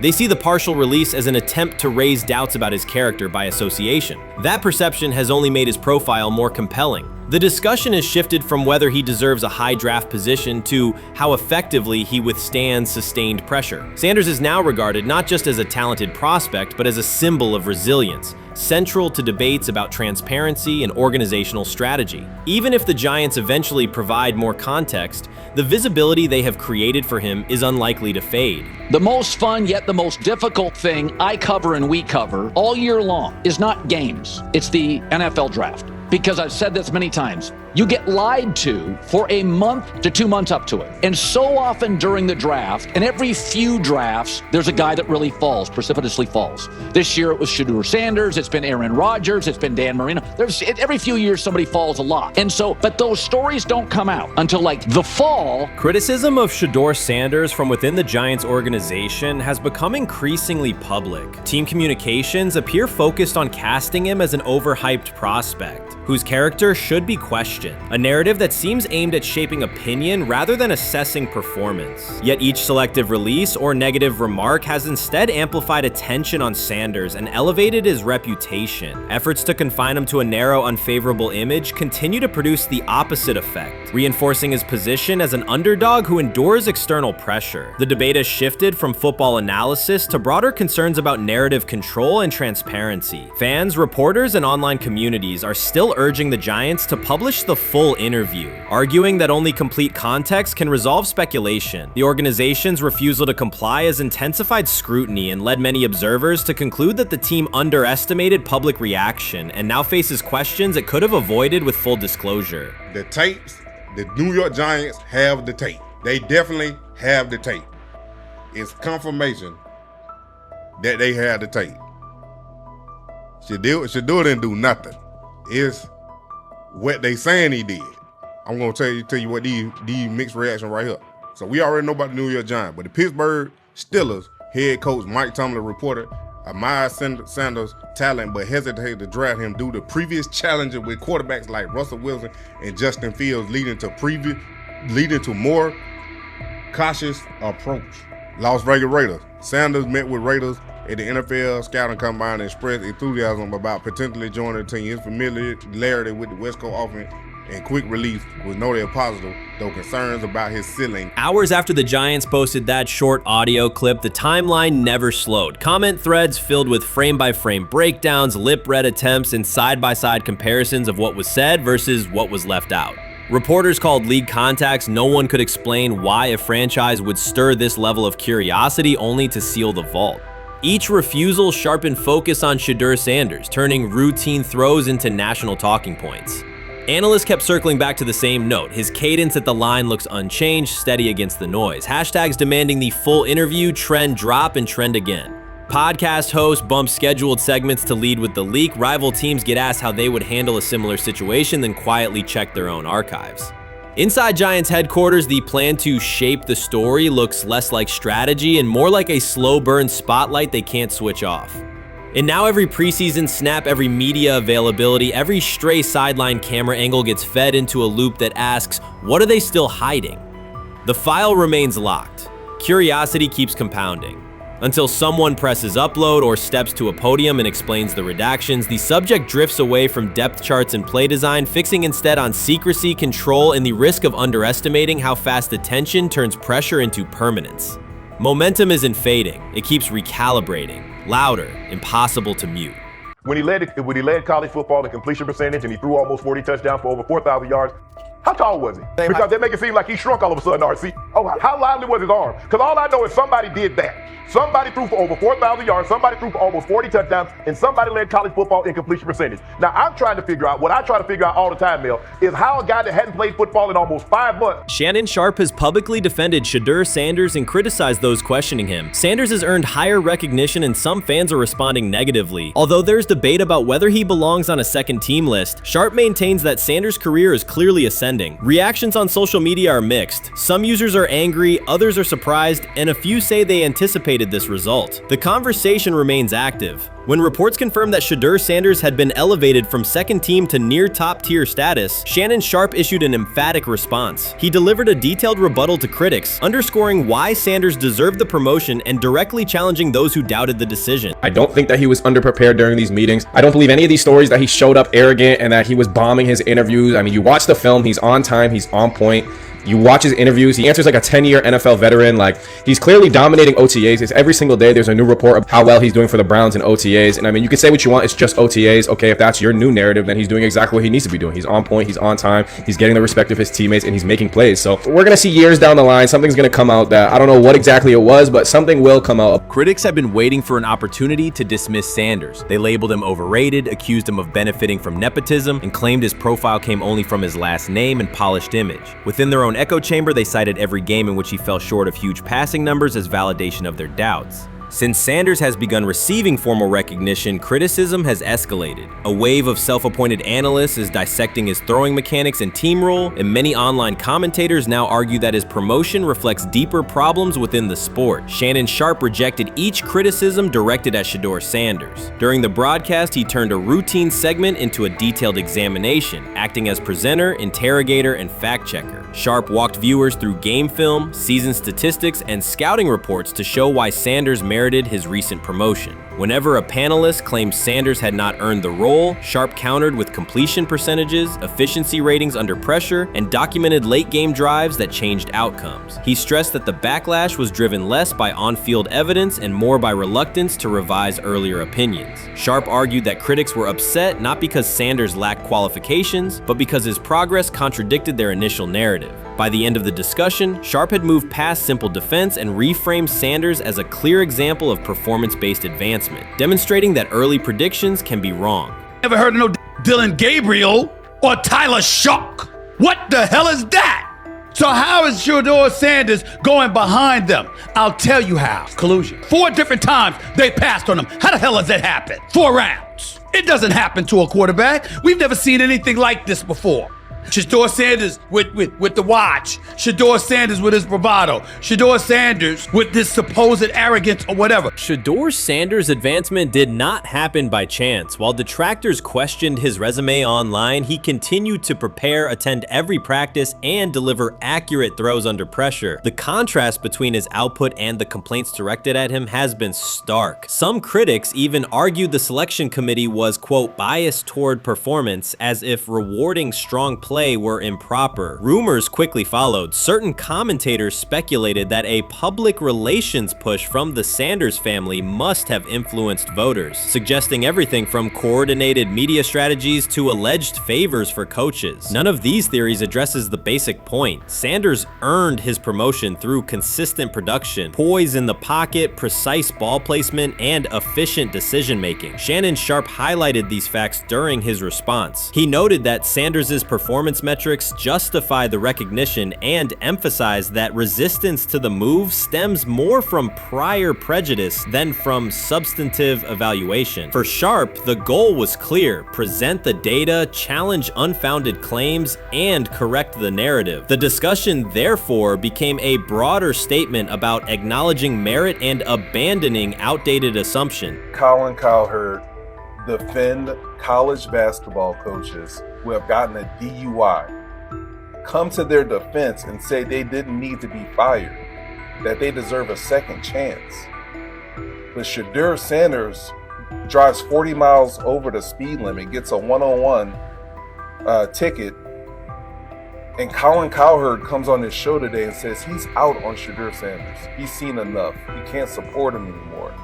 He can't be in the Shedeur Sanders camp because of the speeding ticket. Shannon Sharpe addressed commentators who portray constant doubt as expertise. Those who discount strong performances with "we'll see," but declare bust after a single mistake. He noted their belief that progress only counts if an athlete visibly struggles. Sharpe's response was methodical rather than emotional. He presented evidence, cited statistics, and calmly refuted each claim. Following his remarks, several critics began revising or deleting earlier posts, recasting themselves as longtime supporters of Shedeur Sanders despite having questioned questioned him for months. Sharp insists on accountability, naming specific individuals and dates while requesting public acknowledgement of prior errors. He argues that analysts cannot spend months undermining a player's potential and then quietly adopt a supportive stance once the athlete succeeds. These are serious, big-time, top-of-the-line playmakers that they have. If you can go 45 to 42 in the fourth quarter because your quarterback set the school record with 510 yards passing.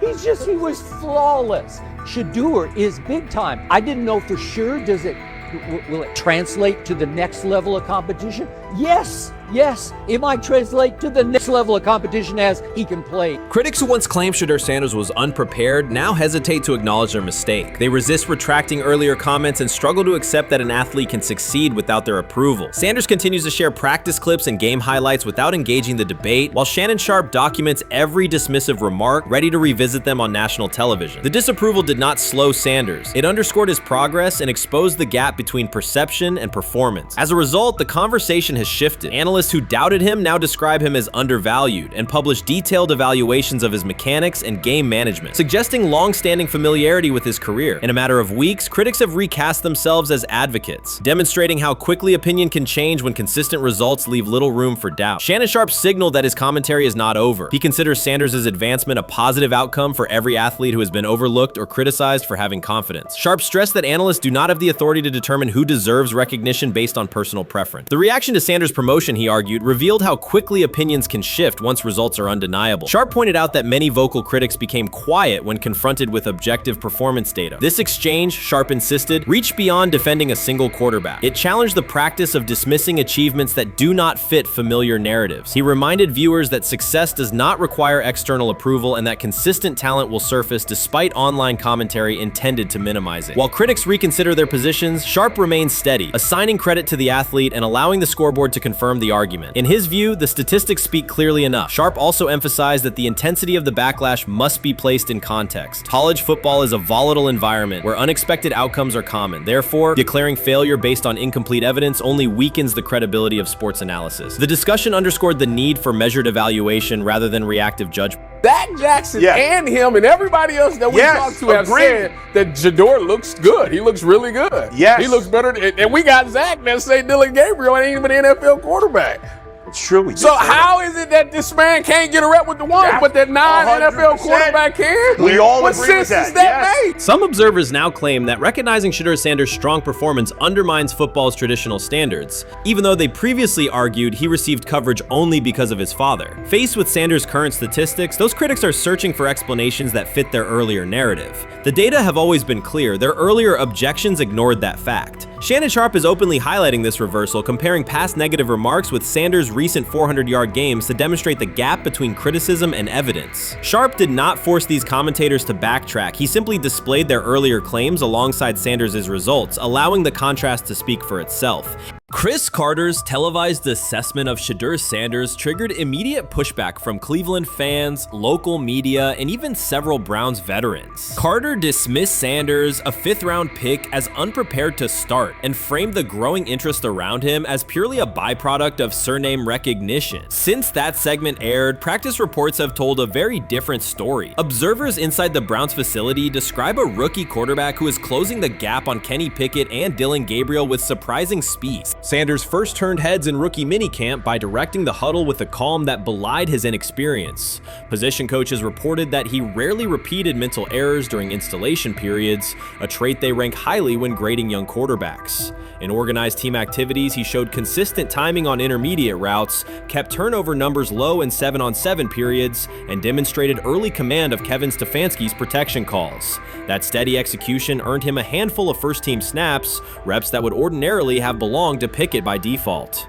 By mandatory minicamp, the rotation had shifted again. Practice notes from beat reporters detail the rise in Sanders' workload each day. Red zone series against the starting defense, 2-minute drills, and full field scrimmage possessions in which he checked out of called plays when fronts dictated it. Mary Kay Cabot, initially skeptical Sanders would challenge for game day snaps in 2025, wrote after consecutive sessions in mid-June that his footwork, release speed, and pocket management had, quote, meaningfully tightened since rookie camp. Her tone marked a clear departure from early spring projections that labeled labeled Sanders a long-term developmental project. The broader quarterback context in Cleveland magnifies that progress. Deshaun Watson's availability and form remain uncertain after 2 injury-interrupted seasons, while Pickett's transition from Pittsburgh has been uneven. Dillon Gabriel's arm strength is evident, but coaches continue to stress hesitation in his full-field reads. Against that backdrop, Sanders' quick decision-making and mechanical efficiency have begun to look less like a pleasant surprise and more like the roster's most reliable short-term plan. Inside the locker room, acceptance has followed performance. Wide receivers cite Sanders' ball placement on outbreaking routes, noting that the ball routinely arrives on the upfield shoulder, a small but essential detail that allows for yards after the catch. Offensive linemen appreciate his pocket awareness. Joel Bitonio remarked privately that Sanders slides up instead of bailing when edge pressure flashes. Defensive backs say his eye discipline forces them to hold coverage longer than they expected against a rookie. Such cross-positional respect develops only when day-to-day tape shows tangible improvement. The reaction to Carter's critique highlights a recurring double standard applied to young black quarterbacks. Traits celebrated as swagger or confidence in other players were labeled arrogance when associated with Sanders, yet the quarterback himself has not responded publicly. There have been no subtle social media jabs, no mention of critics in interviews, only repeated references to competing for every rep and learning from veterans. That measured approach, combined with hard evidence from practice, has softened earlier doubts among coaches who prioritize demeanor as much as arm talent. Within the coaching staff, the discussion now centers on readiness thresholds. Stefanski's scheme relies heavily on quick rhythm throws, defined reads, and disciplined pocket movement. Those requirements align with Sanders' strengths: a compact release, willingness to target the middle of the field, and instinctive timing on RPO concepts carried over from his college tape. Staffers reviewing cut-ups from joint practices note that his internal clock already approximates NFL speed, a metric they did not expect to see until mid-season at best. If that trajectory continues through preseason games, the Browns face a consequential decision. Starting a 5th-round rookie 6 weeks after training camp opens would unsettle salary cap assumptions, depth chart politics, and external perceptions of organizational stability. Yet the internal mandate remains clear: the most prepared quarterback will play. That standard places Sanders in genuine contention because every practice metric used to grade readiness, turnover ratio, red zone efficiency, third down conversion rate has trended in his favor since early June. The organizational stakes are considerable. Cleveland has cycled through starting quarterbacks at a startling pace over the past decade, shifting from first-round investments like Baker Mayfield to high-cost gambles such as Watson, each move packaged as the long-awaited solution. A rookie chosen outside the first 100 picks ascending to the top of the depth chart would challenge long-held league assumptions about draft pedigree and opportunity. It would also validate the evaluation philosophy that prioritized Sanders' intangibles: processing speed, leadership presence, over conventional arm strength thresholds that pushed him down the draft board. Carter's televised remarks now sit awkwardly alongside daily updates from Berea. His critique relied on pre-draft labels and the presumption that a late-round passer with a famous father would need a redshirt year. Practice film contradicts that stance. Sanders checks protections at the line, manipulates safeties with shoulder fakes, and has reduced turnover-worthy throws and full-speed sessions to single digits. Statistics normally cited for veteran backups, not rookies. The longer that evidence accumulates, the more Carter's comments appear rooted in legacy bias rather than objective performance review. None of this guarantees Sanders will open the season under center. Preseason defenses test quarterbacks in ways practice cannot. Defensive coordinators will disguise pressure and boundary rotation to force late decisions. Sanders must show he can adjust protections and exploit mismatches without the benefit of a controlled environment. Yet within the Browns facility, the conversation has shifted from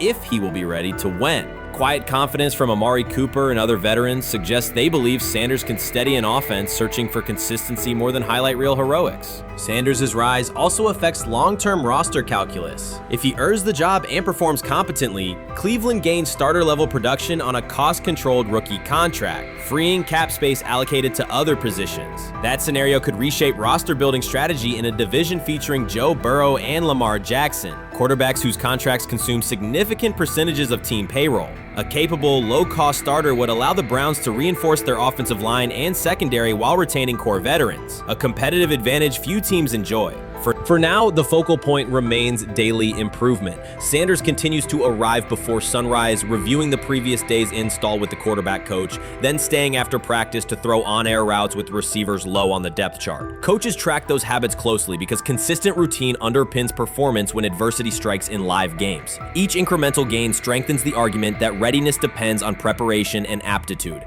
not draft slot. Carter's segment reminded the league how quickly assessments can become outdated when they lean on perception over evidence. Sanders' steady climb up the depth chart underscores the counterpoint. In the NFL, tape is the final arbiter. Should Sanders translate practice efficiency to preseason success, the Browns may discover that the solution to their long-standing quarterback riddle arrived quietly in the 5th round, carrying little more than confidence and a willingness to work. Shedeur Sanders did not treat day 4 of Browns training camp as anything other than work. He completed 8 of 11 passes with 3 touchdowns, operating with control and accuracy throughout the red zone periods. The throws were varied, a well-placed ball to rookie Luke Floria that led him across the goal line in stride, a firm throw to Cade McDonald over middle after a quick read, and a tight window completion to Deontay Johnson at the back of the end zone with 2 defenders closing. The sequence showed timing, poise, and placement under pressure. While national attention centered on Joe Flacco's underneath completions and Kenny Pickett's option and rollout periods, Sanders produced scoring plays on schedule. The performance was not the product of broken coverages or end-of-period reps. It came within structured work with defenders in position and the offense executing standard progressions. The accuracy rate, 8 completions on 11 attempts, reflected consistent mechanics and decisions. The operation was steady from huddle to snap to finish. Despite that session, the distribution of first-team snaps did not change. Camp logs indicated that Pickett and Dillon Gabriel continued rotating with the starters, while Sanders remained primarily with the second unit. With the first preseason game approaching, that choice drew more attention from observers who expected productive days to be followed by expanded opportunities. The question surfaced again: what additional evidence is required to evaluate Sanders with the top group?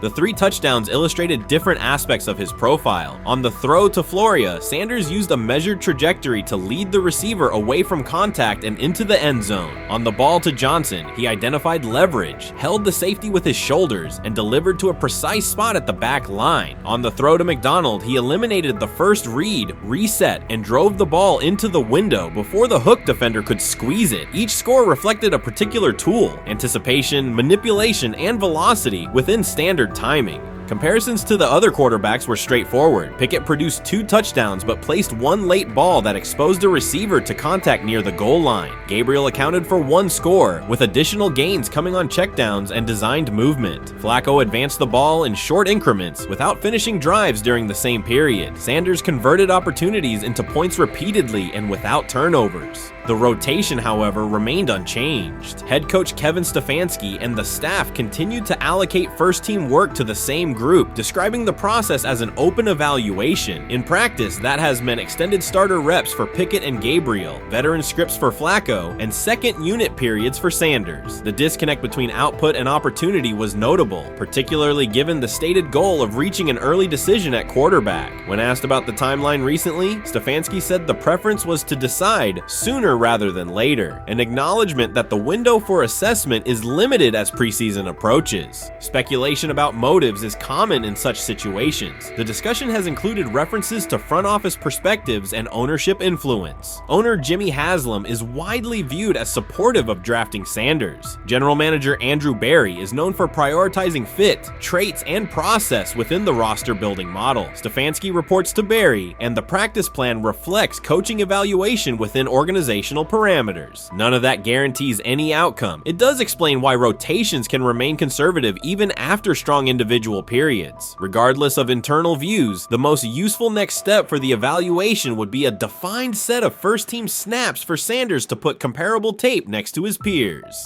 There was also outside attention on several practice segments from earlier in camp that showed Sanders throwing during lulls to non-receiver personnel, ball attendants, staffers, and assistants. While other quarterbacks were in script with full units. Those clips circulated widely and were interpreted by some as dismissive. Sanders addressed questions about it by narrowing the focus to preparation, explaining that his responsibility is to be ready for the work assigned and that he has adjusted at every level of competition, from HBCU ball to the Power 5 and now the NFL. The response matched his general approach: acknowledge the situation, maintain routine, and continue to execute when the next period begins. The broader draft day and narrative context remains part of the conversation. Sanders' college resume included efficient production and high completion rates across 2 programs, culminating in national recognition such as the Johnny Unitas Golden Arm Award. His selection in the 5th round was driven by varying evaluations of projection, scheme fit, and development timelines. The result is the current environment. He must present his case within limited windows, then wait for access to the next rung of competition. That does not make the process unfair, it makes it exacting. The best answer, for him and for the staff, is additional, comparable reps and clear tape.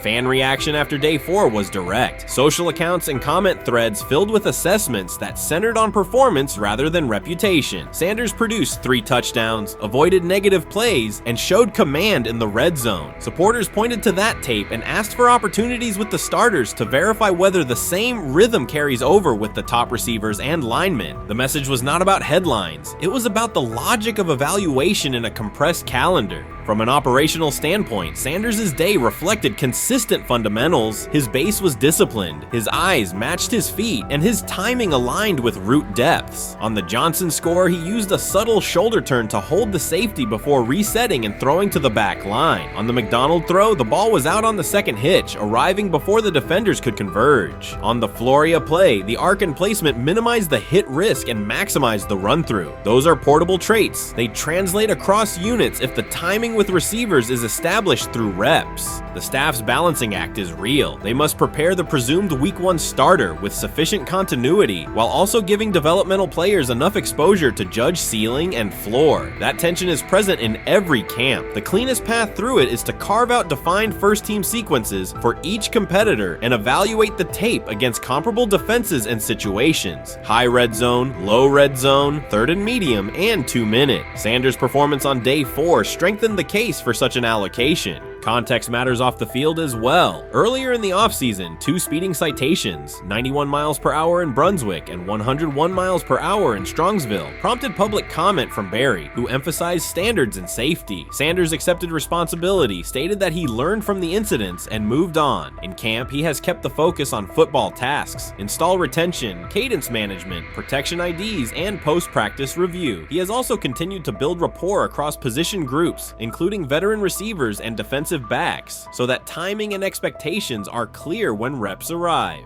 None of this diminishes the experience of the veterans in the room. Flacco has decades of film, Pickett has multiple seasons of NFL starts, and Gabriel brings mobility and a defined collegiate profile. It does, however, underscore the purpose of camp, to align decisions with current performance. Sanders produced the most efficient scoring period of the day. The next logical step is to see that operation with the starting unit, document the results, and compare them to the other candidates under the same conditions. The preseason opener will compress timelines further. Install packages expand, and coaches begin to narrow personnel groupings. If the objective is to identify the quarterback who can operate the offense most cleanly on Sundays, then structured exposure now will give the staff better information later. A small but deliberate set of first-team snaps for Sanders, scripted early downs, a 3rd down sequence, and a red zone series would provide data without disrupting broader preparation. Until that occurs, Sanders can only continue to control process and execution. Day 4 showed what that looks like when opportunities align: efficient reads, disciplined mechanics, and finishes in the end zone. He did not seek attention for the sequence. He put it on tape. If the evaluation remains consistent with the stated competition, comparable snaps should follow. If they do, the staff will have a clear side-by-side measure. If they do not, the question from observers will remain the same: what more needs to be seen to justify the look? For now, the record from day 4 is clear. 8 completions on 11 attempts, 3 touchdowns, no turnovers, red zone precision, consistent control at the line and in the pocket. Those are tangible outputs. They merit a defined opportunity with the starters as the team moves toward preseason and the decision that follows. Whether or not that opportunity arrives immediately, Sanders has shown the preparation and execution necessary to be evaluated on equal footing. The next step is a matter of allocation, not speculation. You first, when you take a look at both of these QBs, who had the most impressive start so far in the preseason? Well, to me, it was Shedeur. I didn't see any interceptions when he was out there. Didn't see anything like that. I mean, don't get me wrong. I don't think Dillon Gabriel did a bad job. I was impressed with the brother, but I'm going to go with Shedeur. You know, the pressure was on him. The spotlight was on him. Stephen A. Smith didn't just call out Dillon Gabriel. He held him accountable and made him rethink his comments. The moment Dillon Gabriel spoke and went after Shedeur Sanders, it wasn't a minor slip. He crossed the line and stepped directly into Stephen A. Smith's wheelhouse. And Smith answered with a clear, direct response that left no room for misinterpretation. The comparisons were emanating from the media more so than anybody else. And that's what I think, that's exactly who I think he was directing his comments towards. Having said that, Dillon Gabriel, respectfully, it was stupid. A very dumb comment to make. First of all, let me tell you something right now.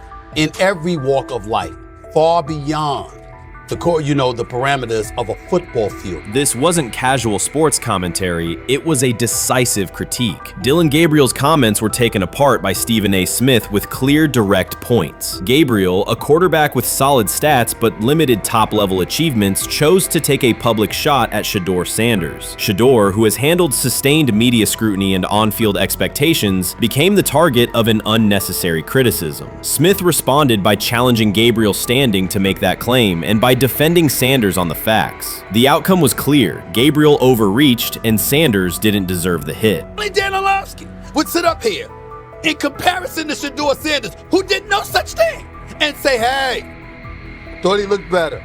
I got to give him the edge here. I thought it wasn't bad. A pick six and a fumble, and we can get over fumbles. Have you heard anybody say that? I know it's possible. Have you heard anybody say, get over? Stephen A. Smith responded immediately. As soon as Dillon Gabriel made his comments about Shedeur Sanders, Smith delivered a clear, point-by-point critique that drew national attention across the NCAA media cycle. Dillon Gabriel has a reputation as a good quarterback, not a dominant one. He can post strong numbers against opponents like Tulsa, but his performance has been inconsistent when the stakes and competition rise to playoff level. Well, those who produce get treated differently than those who don't.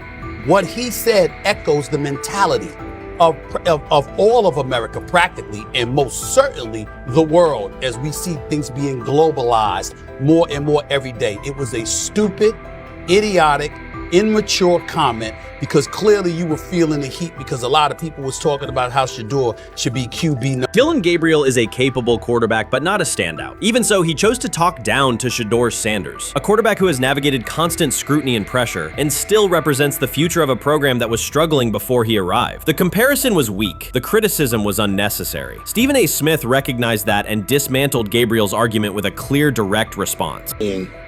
How the Browns react to this, how the locker room reacts to this, how Shedeur reacts to this, because it was a clear shot at Shedeur. But let's say Dillon Gabriel's talking about the media. How could you be a brand new quarterback in the NFL and the first time you get behind a mic after your first game, you throw the media under the bus? That's arrogance. Stephen A. Smith excels in moments like this. When Dillon Gabriel made his remarks about Shedeur Sanders, Smith responded with a focused, direct critique. He questioned Gabriel's standing to make that claim, noting that Gabriel has transferred between programs and has not been a Heisman finalist. Without theatrics, Smith laid out why Gabriel's resume doesn't justify taking public shots at Sanders. Smith's point was clear. Targeting Shedeur Sanders, a quarterback central to his program's future and consistently under intense scrutiny, was misplaced. Gabriel's criticism lacked the substance to support it, and Smith methodically showed why. out to him today on his 42nd. I want you to be meaner. Birthday. That's number one. Number two, after the game, the Browns head coach Kevin Stefanski said there was a mix-up in the routes and that players were in the area that they shouldn't have been. Look at Stephen A's face. Look at Stephen A's face.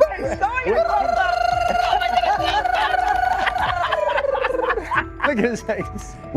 Stephen A. Oh my Lord. The strength of Stephen A. Smith's response was that he didn't just address Gabriel's remarks. He challenged the image around him. Dillon Gabriel often presents himself as an overlooked contender ready to surprise. But the reality is that his profile hasn't commanded broad attention. It's a clear reminder that not every opinion carries equal weight. In defending Shedeur Sanders, Stephen A. was direct and precise. Shedeur isn't just a quarterback. He is Deion Sanders' son, which subjects him to scrutiny far beyond anything Gabriel has faced. Even under that pressure, Shedeur has maintained his composure, shown confidence, and delivered in key moments that helped revive a program many had written off. Stupidity, all of it.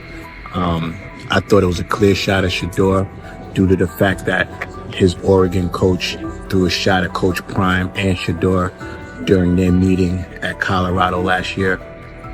But you know what? The cream rises to the top. Let's see what happens this week. I see a lot of the media talking about they think it was about the media and not about Shedeur.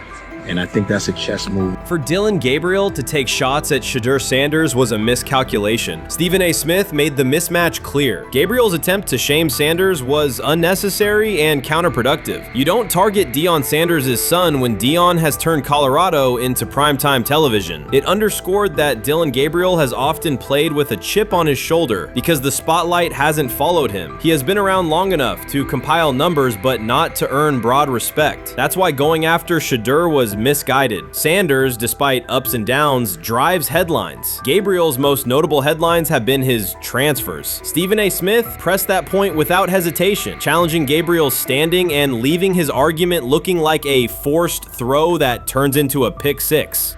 You know what, still needs to thank me a little bit more for that restaurant I treated him and his family to, because it was big time, and stop embarrassing me by going places and trying to use coupons. That's how pathetic he is. The point is that, yeah, a pick six and a fumble is usually considered a bad day. Stephen A. Smith didn't need to raise his voice to make the point. He presented Dillon Gabriel as a player whose talk outpaces his resume and defended Shedeur Sanders with clear comparisons. That's why he called Gabriel out so directly. The comparison wasn't just unfair, it was forced. Now look at Gabriel's record. The numbers are solid and he can win against average defenses, but the resume lacks defining markers. There's no sustained Heisman contention, no late season surge that reshaped the national picture, and no postseason moment that cements a legacy. The track record reflects steady production, not top-tier impact. That's the gap Smith underscored. Gabriel's criticism of Shedeur Sanders wasn't supported by what he has accomplished, while Sanders continues to carry a program under constant scrutiny. Let's see someone who step up and make some plays out there. Ain't no way. Gabriel Ain't no way. He's not built like that. No way.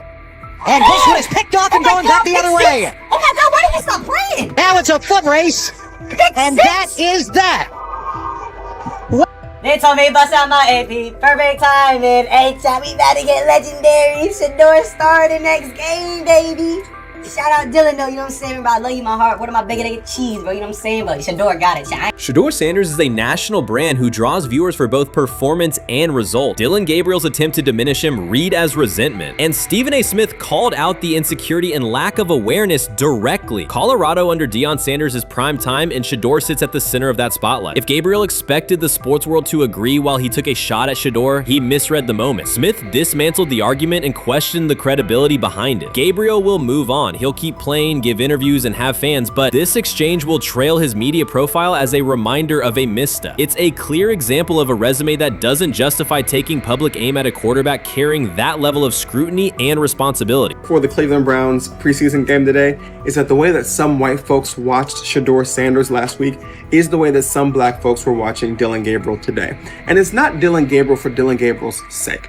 Most folks don't have a problem with Dillon Gabriel. It's what he represents, which is the disrespect of a black person for no other apparent reason then they are a confident black person. Dillon Gabriel thought he was aiming up. Instead, he was placed back among quarterbacks who are good but not great. Stephen A. Smith made the central point. Dillon Gabriel doesn't shape the conversation. Sports are about narrative as much as numbers, and Gabriel's story doesn't move the culture, while Shedeur Sanders does. Smith highlighted that contrast clearly. By the end, Gabriel's credibility had taken a measurable hit. The critique was decisive and sent a broader message to any player considering public shots at Shedeur Sanders. If you step into that debate, you will be held to a higher standard and your resume will be tested. Dillon Gabriel learned that the hard way. Grab hold of the starting job. Yes, but I don't think we're going to know which one until we get deep into August. Now, I think, we tracked the reps everybody was getting at practice throughout the OTAs and minicamp.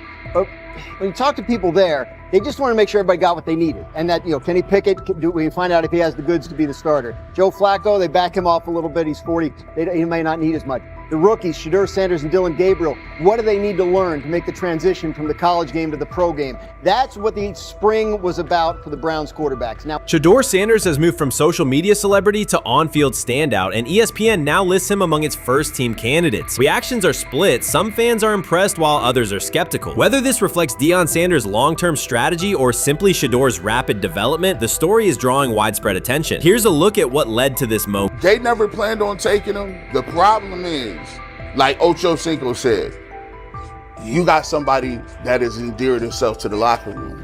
And guess what? The difference between him and Tim Tebow, the biggest one, is he can play. He can throw the ball. Tim Tebow running around being an H-back, he can throw the ball. And he's done everything he needs to do. He ain't saying nothing. He ain't rocking the boat. He ain't mad about them reps. He ain't mad about none of that. All the people out there want to see is this, like Tyver said earlier.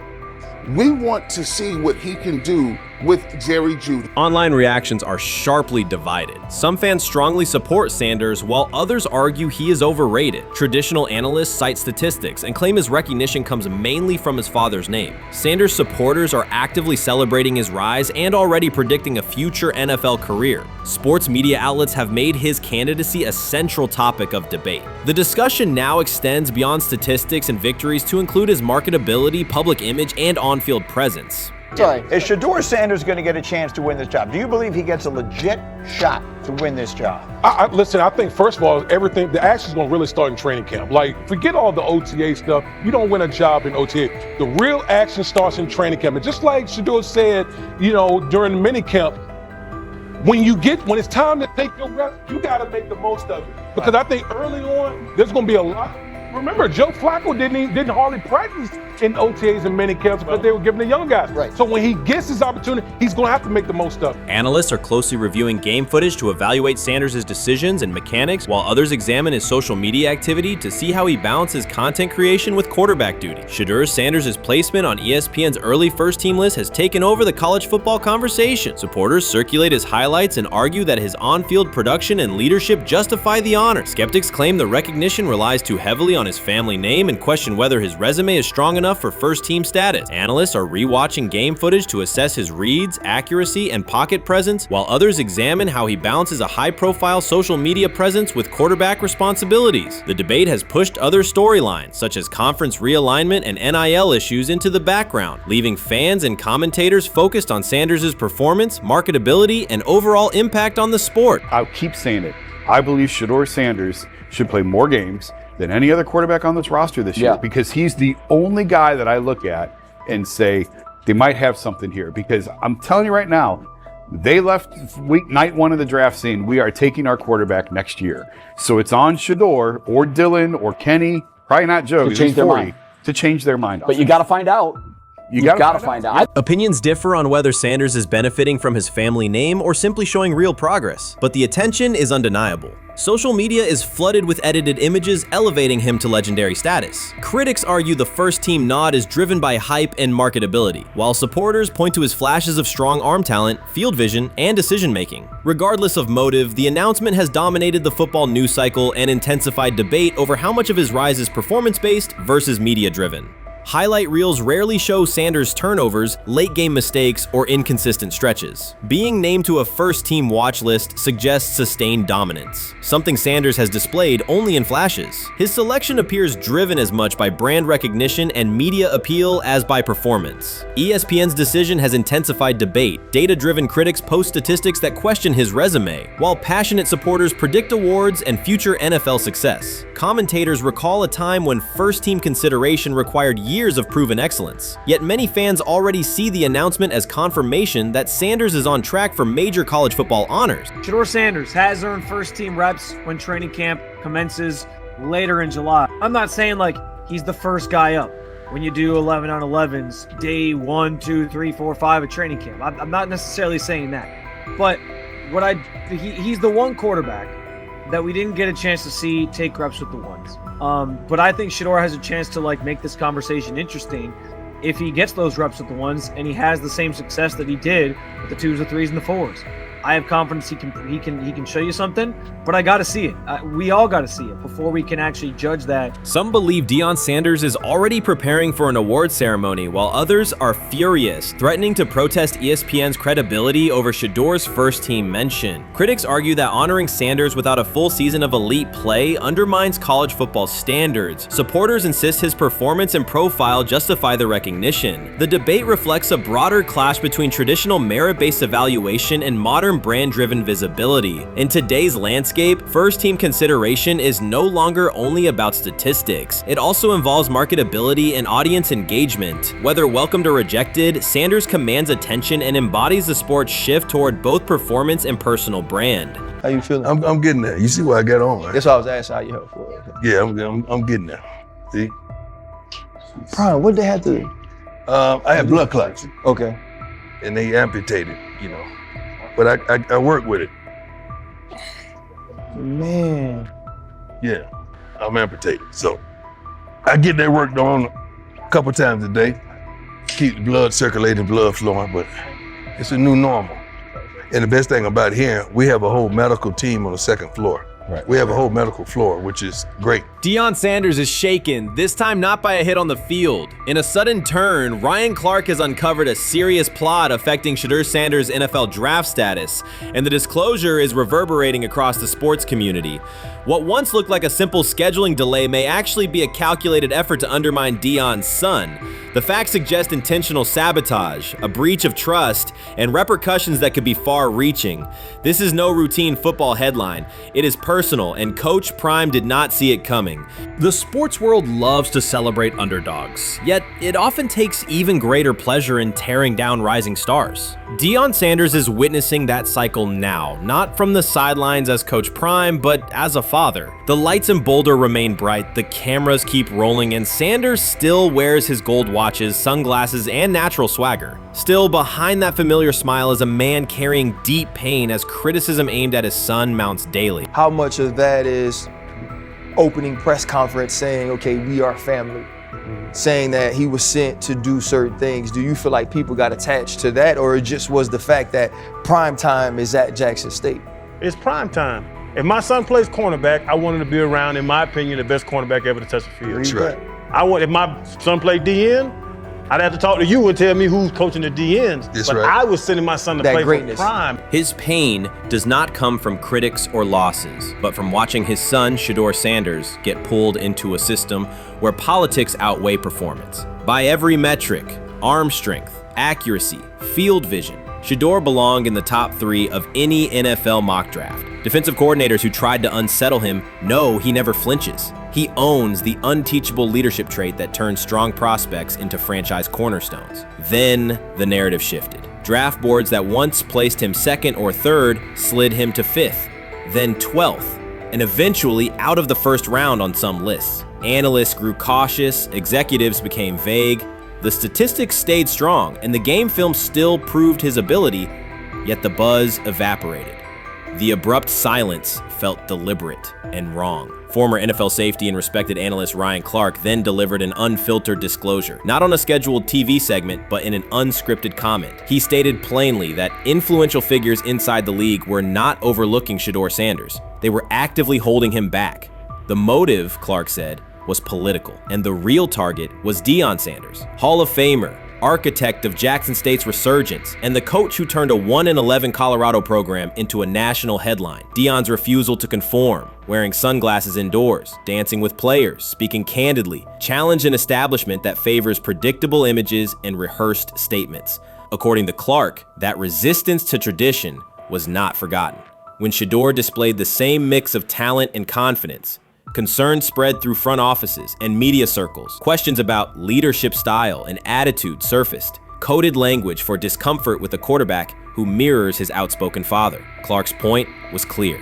The issue is not Shedeur's performance. If he had posted identical numbers at Ohio State or Alabama, endorsements and media specials would follow. Instead, interest cooled, because the Sanders family embodies a self-made identity the league cannot easily manage. Their visible pride and independent brand challenge a system that prizes control. And that threat, not football ability, is what Clark believes is suppressing Shedeur's draft stock. Rich Eisen addressed the armchair analysts and online critics head-on. Shedeur Sanders just received his opportunity, and the backlash arrived immediately. Eisen responded with a clear, point-by-point case explaining why the criticism misses the mark. If you thought Shedeur's rise was rapid, Eisen's analysis puts it in proper context. Here's what he laid out on air. Already speaking in Cleveland high schools. Weekend after, flying out immediately to get to work. But his character's terrible, right? You know, and listen, oh, he interviewed bad, you know. According to who? The New York Giants? No offense, Bert. The same New York Giants that gave Daniel Jones a huge contract and let Saquon Barkley out the door. That's the intel we're trusting here? That was for him to celebrate. He just made, I mean, look, he put in work in college. He had the privilege of being coached by his father. Which we all would love and do. Turned around not one, but two programs in college football. And then literally for any athlete, being drafted at the highest level is a success story in itself. Rich Eisen delivered a direct response to the critics. He addressed the online claims reducing Shedeur Sanders to Deion Sanders' son instead of evaluating him as a quarterback on merit. Eisen challenged those assumptions and refocused the discussion on performance, preparation, and opportunity. Say Kenny Pickett had strained his hamstring. Shedeur, they say his first day in pads, 9 for 9, 2 touchdowns, no interceptions. Really was just hating on this young guy. Within minutes, Rich Eisen delivered a structured breakdown, addressing each claim with evidence and dismantling weak narratives through clear analysis. He replaced speculation with data and kept the focus on what matters: decision-making, accuracy, leadership, preparation, and game management. The reality is simple. Shedeur Sanders was not given this opportunity. He earned it through performance and consistency against real competition. He accepted the role, met the standard, and handled the moment with professionalism and urgency. No shortcuts, no favors, just results and readiness. Eisen's point was direct. Evaluate Shedeur on his work, not assumptions, and acknowledge that he has justified the opportunity on the field. I've done it at 2 locations already, so it's simple. So that's why when people say I'm not, you know, one of the top quarterbacks or the top quarterback, because what are y'all going based off of? Because I did it year after year after year, and you see the progression. So it's like, obviously it got to be some type of external hate that you have for the family, for the last name, for anything, because I know I proved myself. While many were still debating whether he was NFL ready, Shedeur Sanders stepped onto the practice field and operated like a clear QB1, setting protections, controlling tempo, and executing the plan. The narrative that he is just flash, media attention, or his father's influence does not hold up against his work in installs, progressions, and situational drills. What he showed was composure, efficiency, and command of the offense. He processed quickly, protected the football, and delivered on-time throws, demonstrating preparation and control. I'm a firm believer. If I wanted Shedeur Sanders at 2, at worst at 33, of course I already think that he's better than other quarterbacks. Because that's the type of talent, that's where I would have picked him at. And if he was at 2 or 33, and he still had this same exact skill set, we would be talking about him starting and playing. Right. Well, there'd only be 3 quarterbacks. It'd be 3 quarterbacks, not 4. 4, yeah. But since he moved to the 5th round, that's cool. They might have to go along with it. But to me, I think if you ask who got the best tools, I'm going with Shedeur Sanders. From the first day of camp, he was not there to get by. He arrived to lead. There was no hesitation in installs, no lapses in fundamentals, just precise timing, clean footwork, and consistent velocity to every level of the field. He managed protections, controlled cadence, and delivered in situational work, showing command rather than learning on the fly. The approach was efficient and disciplined, with attention to detail and progressions and ball placement that reflected preparation, not improvisation. At the same time, Rich Eisen addressed the narrative directly and backed it with evidence. He laid out clips, context, and performance markers to cut through speculation. Eisen emphasized that Shedeur Sanders did not step into this moment because of publicity. He built toward it through sustained work, resilience, and results. The background, media readiness, high football IQ, and a professional approach was developed over years, not days, and it translated to immediate operational control of the offense. The resistance came from familiar places. Some in the traditional guard still framed mobile quarterbacks as limited and expected the nepotism label to define him. That view did not hold up against what was on the field. Composure under pressure, secure decision-making, accurate throws into tight windows, and consistent execution in red zone and 2-minute sequences. Eisen's point was clear. Evaluate Shedeur Sanders on performance and readiness. The evidence shows he earned the opportunity and is meeting the standard with accountability and consistency. Yeah, teams didn't draft him because they didn't think he was first-round talent. And the quote we played and that's on the screen, I think is flatly wrong. We all know this shouldn't have happened. Yes, it should have. It should have happened because this wasn't. Now, again, teams can be wrong. The league as a whole can be wrong. Hell, the Baltimore Ravens drafted a 25-year-old tight end before they drafted Lamar Jackson in the same draft. The die is not cast on who Shedeur Sanders. He stated it plainly. This is not a celebrity appearance. This is a quarterback with pocket presence, leadership, and decision-making that stands on its own. You either show it or you settle into a backup role. Shedeur Sanders is not auditioning. He is establishing himself as the starter. When the opportunity arrived, whether through injury, trade, or depth chart changes, Shedeur was prepared and delivered. He did not hesitate. He executed the offense and finished drives. As others tried to catch up to what they were seeing, Rich Eisen reinforced the same message he has been repeating. Evaluate the work. Camp reports have been consistently positive, but the important shift is how the performance is being received. Casual attendees who came to observe left talking about Shedeur's command and poise. Detailed observers focused on his pre-snap reads, protection checks, and audibles, highlighting the mechanics, timing, and ball placement that support efficient, controlled play. We've got news. Got news. About my Cleveland Browns. We've got an oblique problem. Obliques are big deals, especially when it's your quarterback. Now, he might be fourth on the depth chart, but he was number one in the preseason game last week, and he did a great job. 138 yards, 2 touchdowns. Shedeur Sanders has an oblique injury. That is not good. I do not like this. I hate this because I want to see more reps for Shedeur Sanders. Shedeur Sanders, a projected breakout this season, has been sidelined unexpectedly. The Browns coaching staff confirmed an oblique injury significant enough to keep him out of all activity. No reps, no drills, no warm-ups. Concerns are rising about how this may affect his momentum and force adjustments to the team's plan. The focus now is his recovery timeline, the impact on his development, and the next steps for the quarterback depth chart. Browns rookie quarterback Shedeur Sanders injured his oblique during practice today, putting his status in doubt for Saturday's preseason game against the Eagles. He's the latest quarterback on Cleveland's roster who has dealt with a health issue, joining fellow rookie Dillon Gabriel and Kenny Pickett.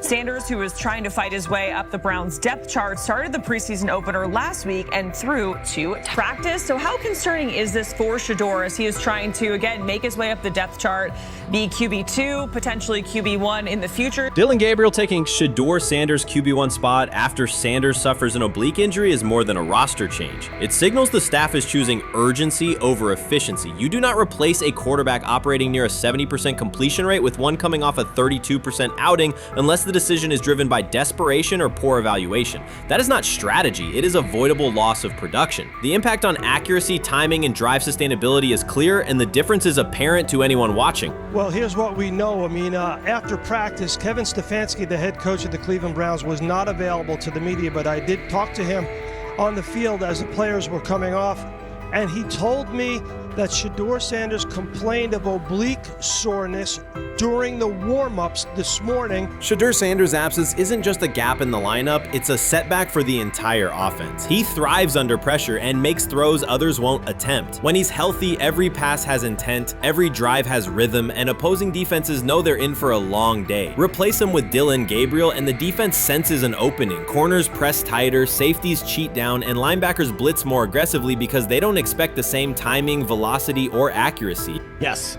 I mean, yeah, I'm a fan. I'm not even going to try to hide it. Rich gets You guys are fans. Like, you guys talk about the Cleveland Browns quite a bit. Yeah, it's almost annoying to me. It aggravates people. Like, people don't like the fact that Rich talks a lot They about must love Shedeur. I'm here. But it's like, you know, you have a friend, and Right. that friend's child is following in the family's footsteps.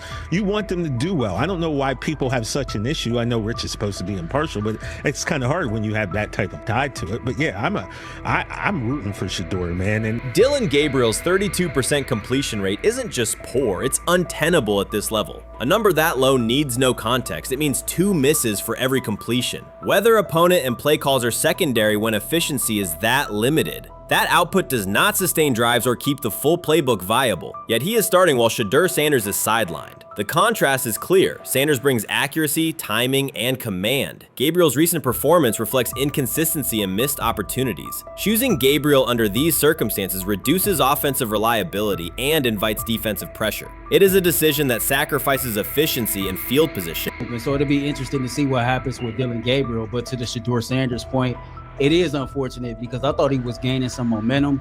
I know the practice that they had before they left for Philly, Daniel Oyefusi reported that he actually took the most reps of all of the quarterbacks.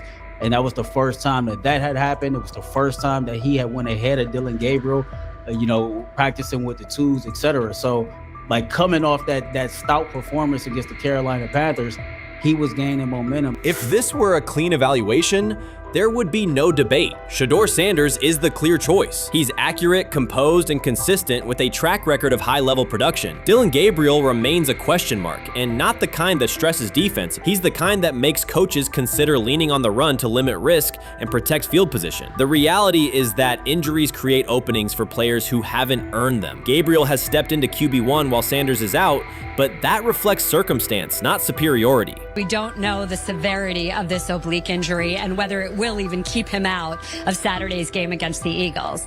As for moving up the depth chart, I'm the Browns preseason sideline reporter. I was there Friday night when he burst onto the stage and set the NFL world buzzing. And yes, his demeanor was tremendous. His poise was tremendous.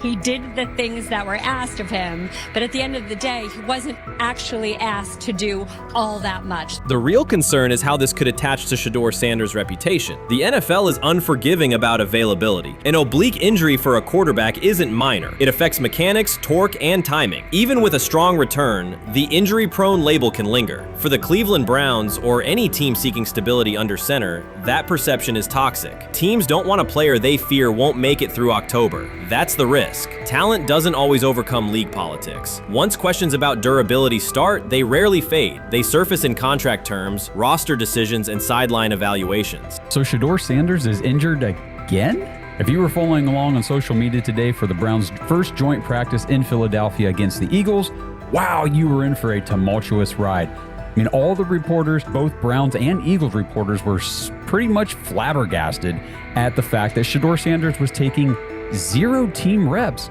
during the day, and even Tyler Huntley was getting team reps instead of Shedeur. And then it came out, obviously, everybody's speculating. There's people calling for Kevin's jobs, and before I go any further, I don't blame anybody, ever. Meanwhile, Dillon Gabriel's number should be sidelining him, not elevating him. A 32% completion rate isn't a dip, it's a warning sign that points to issues with field vision, timing, and receiver cohesion.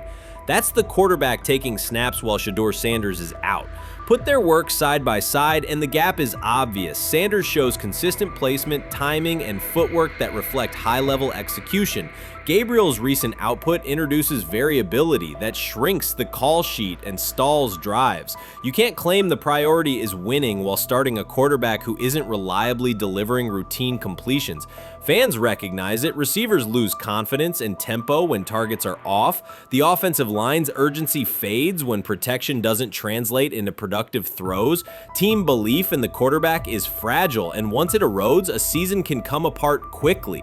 We could be looking at, 3/4 of Snoop and maybe 1/4 of Dylan Gabriel. Not really exciting for the fans. Of course, it would be nice to see what Dylan looks like. Did spend third-round capital on him. Gabriel and you're a rookie, is not going to be you on want this to get team. healed. You want the reps. You want to take these reps. So what do you do to prepare yourself and get ready? Because, man, when rookies get injured, it's like these reps are so valuable. Yeah, it sets him back a lot. We do have some video here. Mike Garafolo had some video of Jalen Hurts kind of helping Shedeur use his cart to get off the field here. Shedeur Sanders changes the entire equation. His presence under center keeps defenses honest, keeps teammates engaged, and expands the coaching staff's options. You can call vertical shots, open the playbook, and control the game's tempo. Dylan Gabriel limits that. With him, the playbook narrows, drives stall, and the defense ends up on the field too long trying to compensate. The Cleveland Browns are not in a position to gamble at quarterback. This is a franchise with a difficult history at the position. With Gabriel, the issues are visible from the stands. A 32% completion rate won't jump to 60% with a few extra reps. If anything, it will decline as defenses present looks they would not risk against Shedeur. And that's the core issue. Shedeur Sanders at 80% is still a better quarterback than Dylan Gabriel at his best. That isn't exaggeration, it's the numbers. If Sanders is a 70% passer when healthy, even a drop to 60% keeps him well ahead of where Gabriel is now. Yet the team is rolling with the quarterback who isn't delivering routine completions. Every week Sanders is out, his hold on QB1 loosens. That's the hard truth. The longer Gabriel stays in the role, the more coaches cite continuity and chemistry to cover what's happening on the field. Every throw and every drive has to be a statement, not just to win, but to erase any notion that Gabriel is a legitimate alternative. In the NFL, QB1 isn't handed back because you used to be the best option. You have to take it.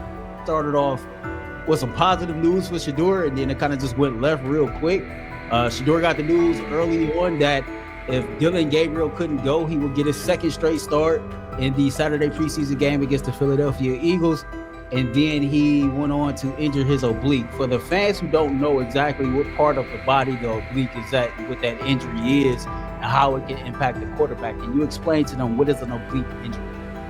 It's like up in this area, right? Well, you can't see me, but like right up in here, when you go to throw, like obviously that's all that. So the truth is straightforward. The Cleveland Browns, or any team in this situation, aren't going anywhere meaningful with Dylan Gabriel under center. You can frame it as progress and point to selective highlights, but reality will level it out, and by then the season is already slipping. Shedeur Sanders is the difference between a team with a path forward and a team playing out the schedule. He reads coverages, delivers on-time throws, and forces defenses to respect every level of the field. Gabriel turns the offense into guesswork. The NFL is built on results, and the results are clear. Gabriel's 32% completion rate functions as a warning sign. It doesn't need context, a clinic, or a film session to explain. It signals inefficiency that stalls drives and compresses the playbook. Yet he has been handed the role Shedeur established through precision, composure, and production. That decision undercuts the stated goal of winning. With Sanders, the offense retains structure, rhythm, and threat. With Gabriel, it narrows and exposes the defense to longer stretches on the field. Shedeur is lighting it up in practice every day. You're not even a half bit curious to see what he could do with the ones. That makes no sense. And then on top of all of that, you got players going on podcasts and talking to people in the media saying this guy is really good. Like this guy is legit. So even your peers respect you enough. How is it that the coaches can't see that? It always starts with the players, where the players like, hey, you see that? You seen that pass he threw? The Cleveland Browns were taken by surprise when quarterback Shedeur Sanders stepped in for first-team snaps, asserting control of the drill and instantly highlighting deficiencies across the rest of the room. His confident command forced coaches to pause practice clips, reevaluate progressions, and consider immediate adjustments to the depth chart. Within minutes, discussions spread throughout the facility and online forums as fans weighed what Sanders Sanders' showing means for the current starters. The organization now faces an urgent, data-driven decision on whether Sanders should move up permanently. Shedeur Sanders arrived at Browns practice, took several first-team reps, and the entire quarterback group immediately felt the pressure. Coaches erased the whiteboard and reviewed their plans. Staff members exchanged concerned comments, and observers began asking whether Sanders was positioned to assume a larger role. Tony, every year we see at least 1 to 2 teams, they were in last place in their division the year before, no one thought they'd be good, and then they were good. It almost seems like no one's even assuming the Browns can be that, but we see it happen every year. And I get the quarterback stuff, but like, correct me if I'm wrong, Tony, the Browns are trying to run the football, play good defense, not turn the ball over in the passing game, and try and take advantage when they can, correct?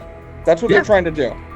That was the 2020 offense. The Cleveland Browns are still searching for stability at quarterback. Deshaun Watson is yet to deliver consistent starter-level production that justifies his contract, and each game renews doubts about whether he can regain peak form. Behind him, rookie Dorian Thompson-Robinson shows promise but remains inexperienced and unpolished. Coaches are evaluating alternatives each week and may need to adjust the depth chart if progress stalls. The roster around them is built to contend now, so ongoing uncertainty under center is increasingly costly. As we talk about, we do believe in best player available. We do believe in positional value, and we didn't necessarily expect him to be available in the in the 5th round, and so we love adding competition to every position room and adding him to compete with the guys that are already in there. We felt like that was the appropriate thing to do. The Browns quarterback group is unsettled. Deshaun Watson has yet to provide the reliable, high-level play his contract demands, while rookie Dorian Thompson-Robinson remains promising but unpolished. Depth behind them consists mostly of veterans whose experience lies more in holding clipboards than leading offenses. The coaching staff needs an immediate answer, not a 3-year development project. Shedeur Sanders enters as that potential solution. At Colorado, he passed for more than 3,200 yards despite working behind one of college football's poorest offensive lines, consistently demonstrating poise, quick processing, and accurate ball placement under heavy pressure. Film shows steady reads and disciplined footwork, traits that offset concerns that his profile is built on family name or media attention. Cleveland viewed the signing as a low-risk, high-reward move. Early in camp, Sanders received a handful of first-team snaps intended merely as an evaluation. Those plays quickly changed practice tempo. The ball came out on time, receivers hit their landmarks, and the defense struggled to adjust. Coaches immediately expanded the review using phrases such as evaluate every option, an indication that the depth chart was no longer fixed. Watson sensed the scrutiny. Thompson-Robinson increased his urgency. Within minutes, competition in the quarterback room intensified. Sanders repeated that performance in subsequent sessions. His footwork remained clean, progression sharp, and throws firm and precise. Each strong rep forced staff to reassess the plan to keep him buried on the developmental track. The broader context magnifies the pressure. Cleveland's roster is built to contend now. Fans are weary of quarterback turnover, and the front office cannot afford another costly misstep under center. Around the league, rookie passers rarely wait multiple seasons anymore. Joe Burrow, Justin Herbert, CJ Stroud, and even late pick Brock Purdy established that precedent. If Watson opens the regular season and struggles, public calls for Sanders will grow, especially if the rookie flashes in preseason. Alternatively, another team could attempt to acquire him if Cleveland hesitates to elevate his role. Each scenario underscores the same reality. Sanders' emergence has turned a routine camp evaluation into a critical decision point for the franchise.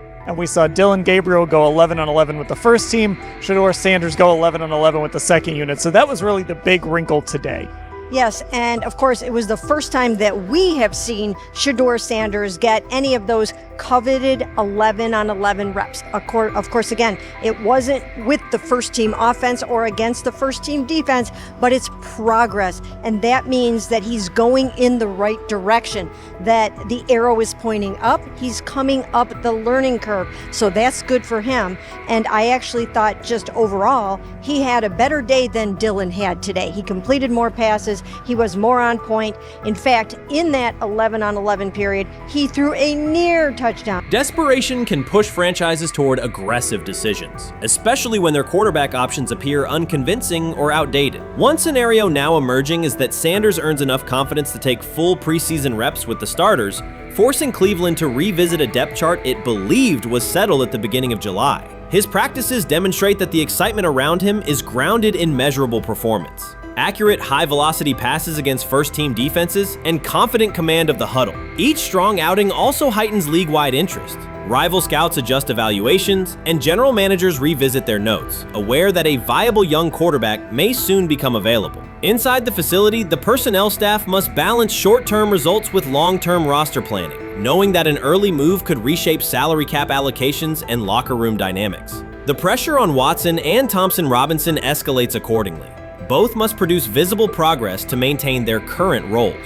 Cleveland's recent history shows how quickly promising quarterback situations can devolve into controversy. The franchise has turned potential breakthroughs into organizational turmoil before, so observers remain cautious about how this competition will unfold. Many observers declared Deion Sanders was finished. They argued that his public style attracted unnecessary attention, that his health had deteriorated too far, and that his coaching career was approaching an abrupt conclusion. They misread his resolve. When speculation intensified, Sanders did not schedule a press conference or issue a formal statement. Instead, he released a short video recorded at his Texas home, walking alongside recording artist Lil Wayne. The footage established two facts. Although Sanders still walks with a limp, he remains active, and he intends to return to the sideline. Reports from USA Today and ESPN confirm that Sanders had temporarily left Colorado to recover from a significant, undisclosed medical condition. He lost 14 pounds and missed several summer practices, leading to widespread debate about his future. Unofficial sources suggested complications related to previous blood clot issues, but no official diagnosis was provided. Throughout Sanders' absence, numerous media outlets framed his situation in crisis language, frequently questioning whether he would coach again.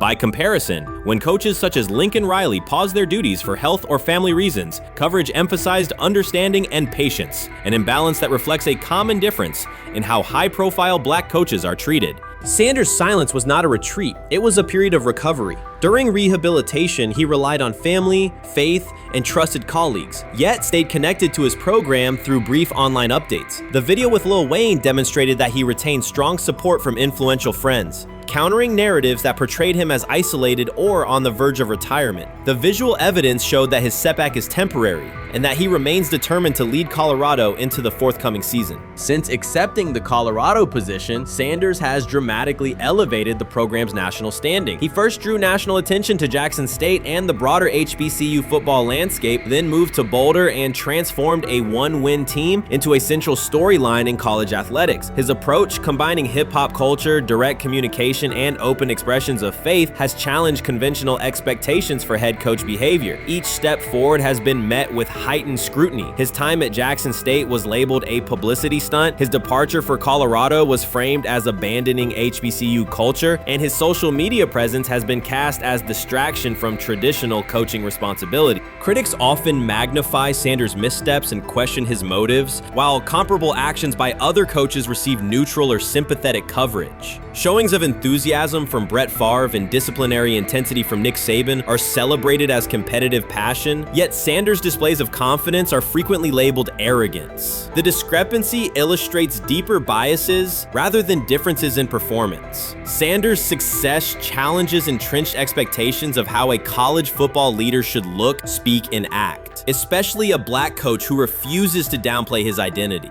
During his convalescence, Sanders maintained close communication with his staff and athletes, reinforcing the standards he had established: discipline, accountability, and belief. The program's daily messaging continued to emphasize preparation and resilience, signaling that Sanders' influence persists even when he is away from campus. Athletes echoed his mantras during workouts, confirming that his leadership extends beyond physical presence. Sanders acknowledges the seriousness of his medical challenge, but has refused to let it define him. He has publicly discussed leaning on scripture and prayer, explaining that his purpose as a mentor, father, and coach extends beyond personal adversity. In that context, the video of him walking in the Texas sun was less a strategic media effort than a straightforward demonstration of continued commitment to his team and mission.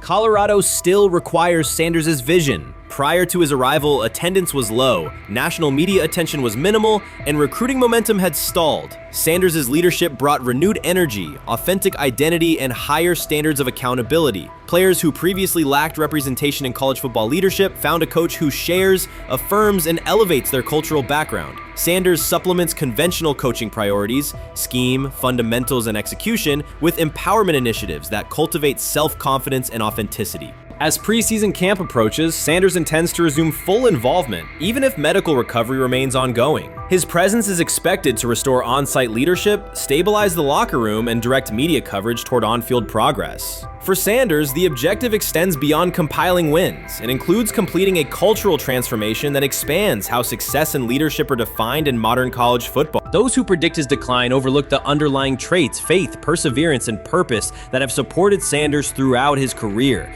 Doubts, rumors, and disproportionate scrutiny have followed him from playing days into coaching, and he has consistently responded with results. His current health setback is another obstacle, not a conclusion.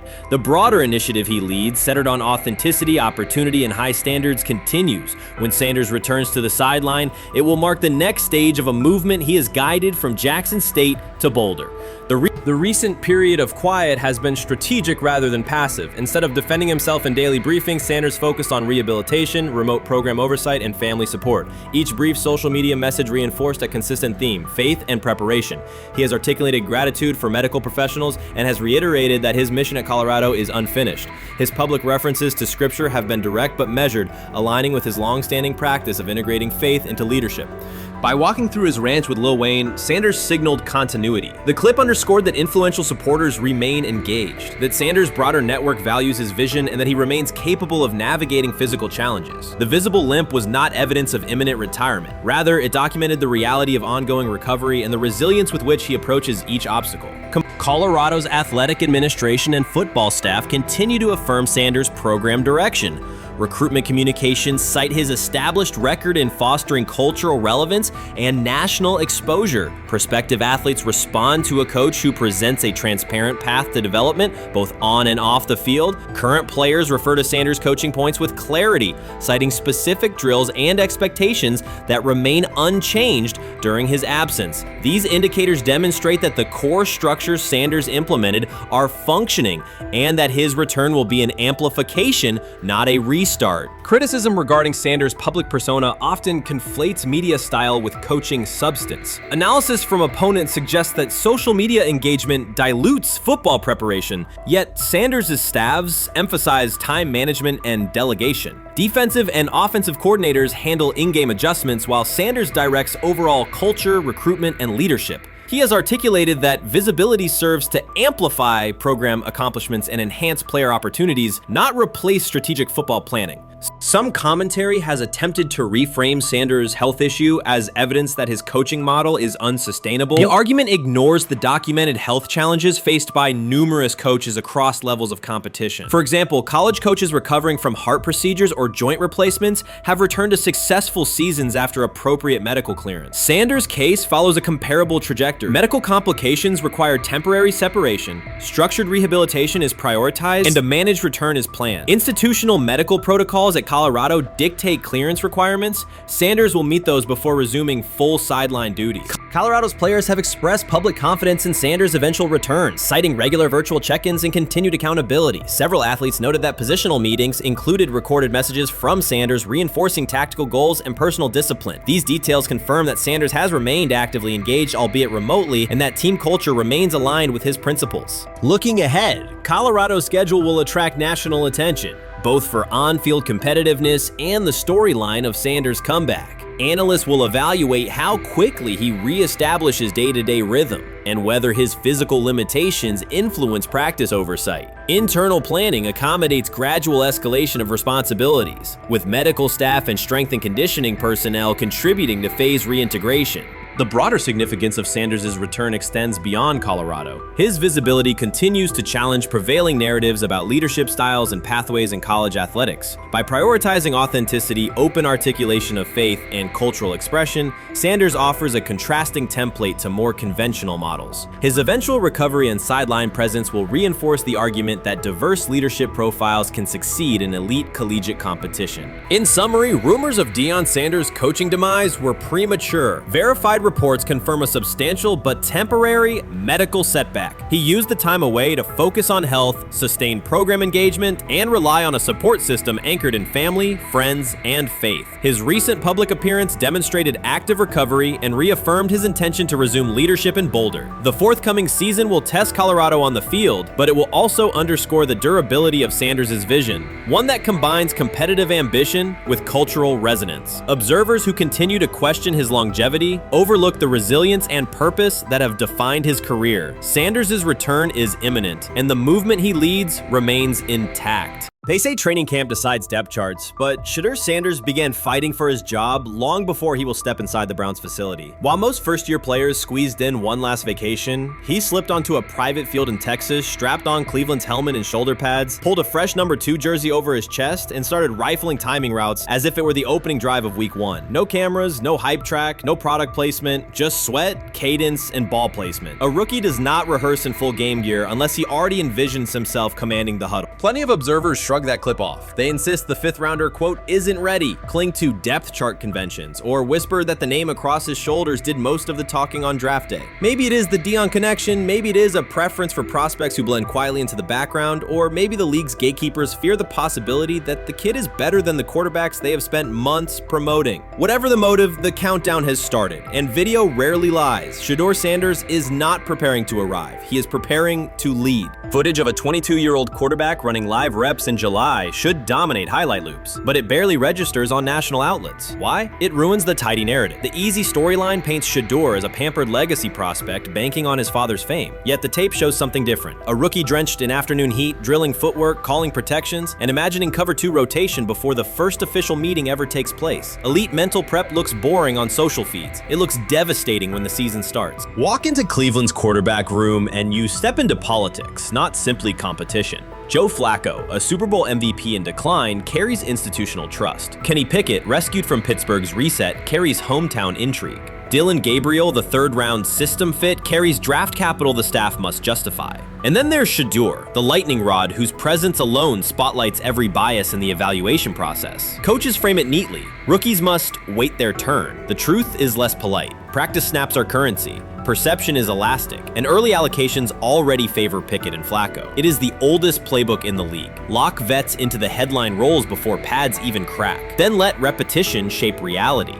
Sanders refuses to cooperate. He is not a 4th-string camp arm. He has engineered game-winning drives under national scrutiny, operated against live blitz looks most prospects never face, and more than any quarterback in the room, documented his own off-season obsession. No social media rollout, no brand consultant, just pads, cleats, and an unlit practice field. If his last name were Smith, pundits would label him the sleeper of camp. Instead, politics trails every throw. Training camp rotations expose organizational intent. Beat writer Fred Greetham already reports that Pickett and Flacco will open with first-team reps when veterans report July 23rd. Gabriel grabs the developmental snaps, leaving Sanders the leftovers. That isn't performance-based, it's narrative-safe. Gabriel doesn't threaten hierarchy, Sanders bends gravity. Watch the details. Does Shedeur steal 11-on-11 snaps with the 2s? Does he run red zone installs or 2-minute drills? If he does, coaches are admitting he is forcing his way in. If he doesn't, they are postponing the inevitable. Either way, the private field reps have sharpened his timing and condensed his release. He is not hoping for an opportunity, he is prepared to seize one the instant it appears. Cleveland's joint practices amplify that tension. First come live periods against the Panthers, then sessions with the champion Eagles. Those reps belong to the starters, so Flacco and Pickett will absorb most of Carolina's disguised pressure and Philadelphia's exotic fronts. Sanders' proving ground will be the preseason opener on August 8th. Under the stadium lights, he will get entire series, real reads, pockets collapsing for real. If his command mirrors the footage from Texas, coaches will have to answer why he never saw earlier work.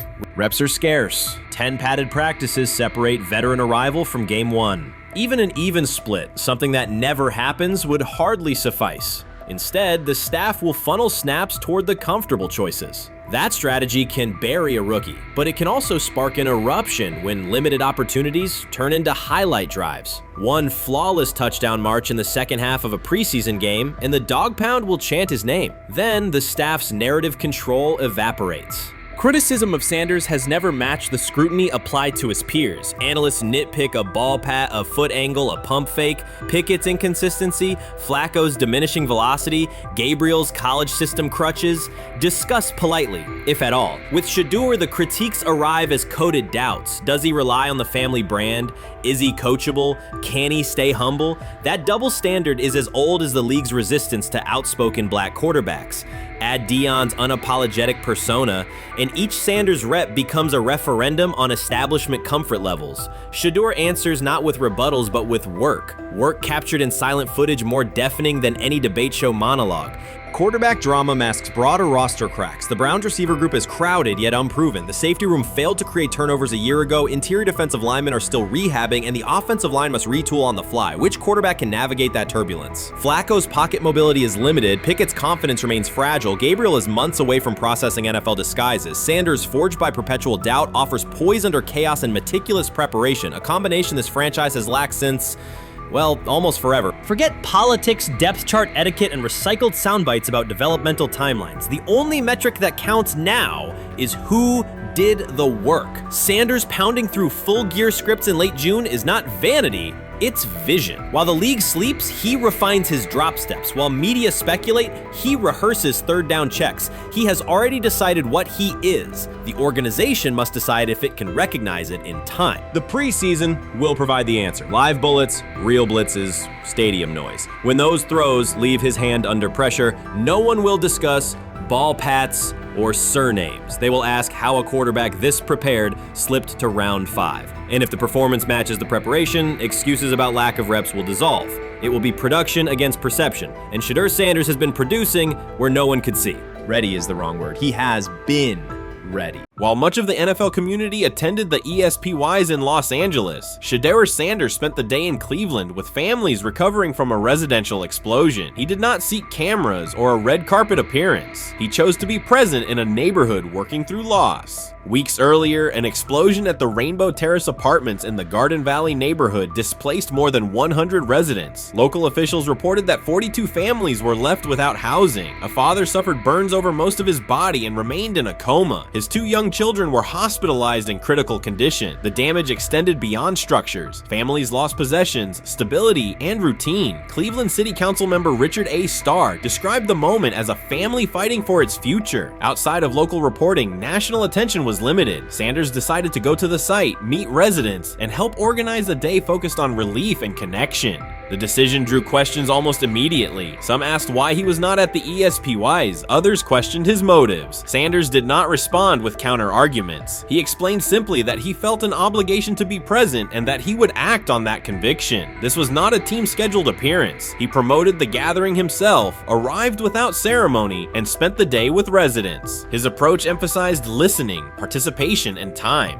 The event, which he called the Garden Valley Fun Fest, brought a large turnout over several hours. The purpose was straightforward: create space for families to reconnect and for children to play, even as recovery work continued. Sanders threw passes with kids on the blacktop, joined in games, and spoke with parents and grandparents about what they were facing next. He moved through the apartment complex and common areas with minimal staff support. Browns defensive lineman Michael Hall Jr. attended and interacted with residents as well. There were no speeches or staged moments. The focus remained on residents and their needs. Questions about visibility persisted as photos and short clips circulated online. Some criticism framed the visit as a substitute for a higher profile appearance in Los Angeles. Sanders kept to the same message. The priority was to support a neighborhood coping with displacement and uncertainty. He did not present the choice as a protest of any event. He presented it as the correct use of his day. When local media asked about his intent, Sanders said his goal was to provide families with a day of enjoyment and a reminder of community. He added that financial support can help, but that showing up in person also matters. Standing with people, listening to them directly, and offering time. The statement matched the structure of the day. He stayed on site, remained accessible, and left the focus on residents rather than on himself. The timeline mattered to him as training camp approached. Sanders did not connect the visit to his role on the depth chart or his draft position. He kept references to football confined to preparation, learning the playbook, protections, cadence, and timing, seeking guidance from veterans, including Joe Flacco, and staying ready for opportunities when they come. He has repeated that he has time to grow and intends to use it to learn the system and earn trust. The visit did not alter those priorities. He returned to his regular schedule the next day.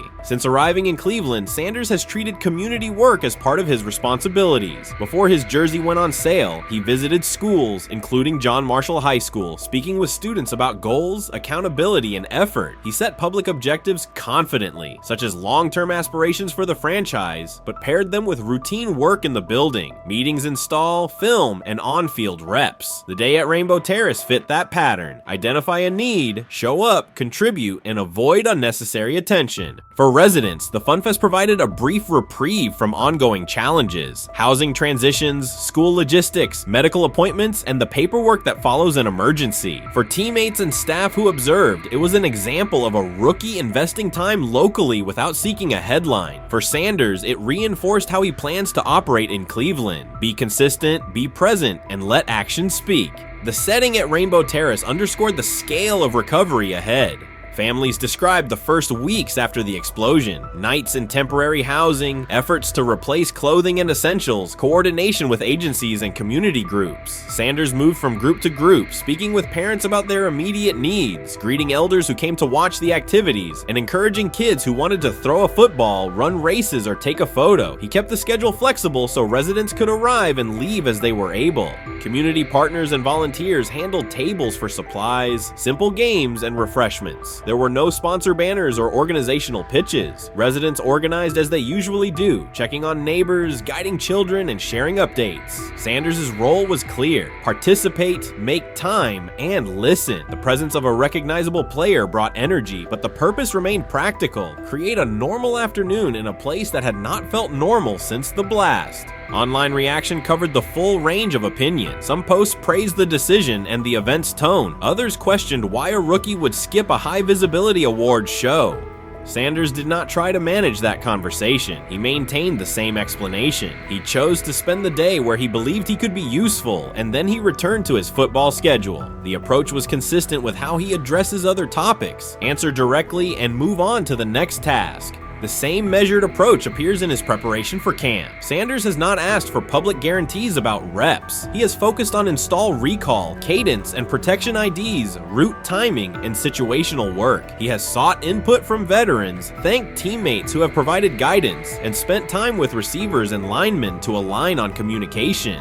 Coaches have emphasized that the quarterback competition is a process, and Sanders has accepted that framework. His emphasis remains on readiness. None of this overshadows the experience and resumes of other players on the roster. It does provide a clearer picture of how Sanders operates as a professional. He separates off-field actions from promotional efforts. He keeps football preparation focused on what he can control. He communicates with teammates across position groups so that timing and expectations are shared. He does not try to steer attention in his favor. He tries to make steady progress. The day in Garden Valley was one example. He arrived without a speech, stayed for hours, and left without an announcement. He did not ask for recognition, he offered time. Residents responded in kind. Kids lined up for catches and races. Parents and grandparents asked about camp and wished him well, and neighbors coordinated rides and schedules around the event. The atmosphere felt like a neighborhood gathering, not a media production. Local leaders who were present or who spoke later emphasized that recovery will take months. Families will continue to navigate housing, healthcare, and daily logistics. Events like the Funfest do not resolve those issues, but they help sustain community connections and morale. Sanders' contribution was to create a space for that to happen and to treat the day with the same seriousness he applies to practice, plan, execute, and keep the focus where it belongs. As the preseason approaches, Sanders will continue to compete for opportunities on the field. He has said he will be prepared when called upon, and that he understands the importance of mastering details before focusing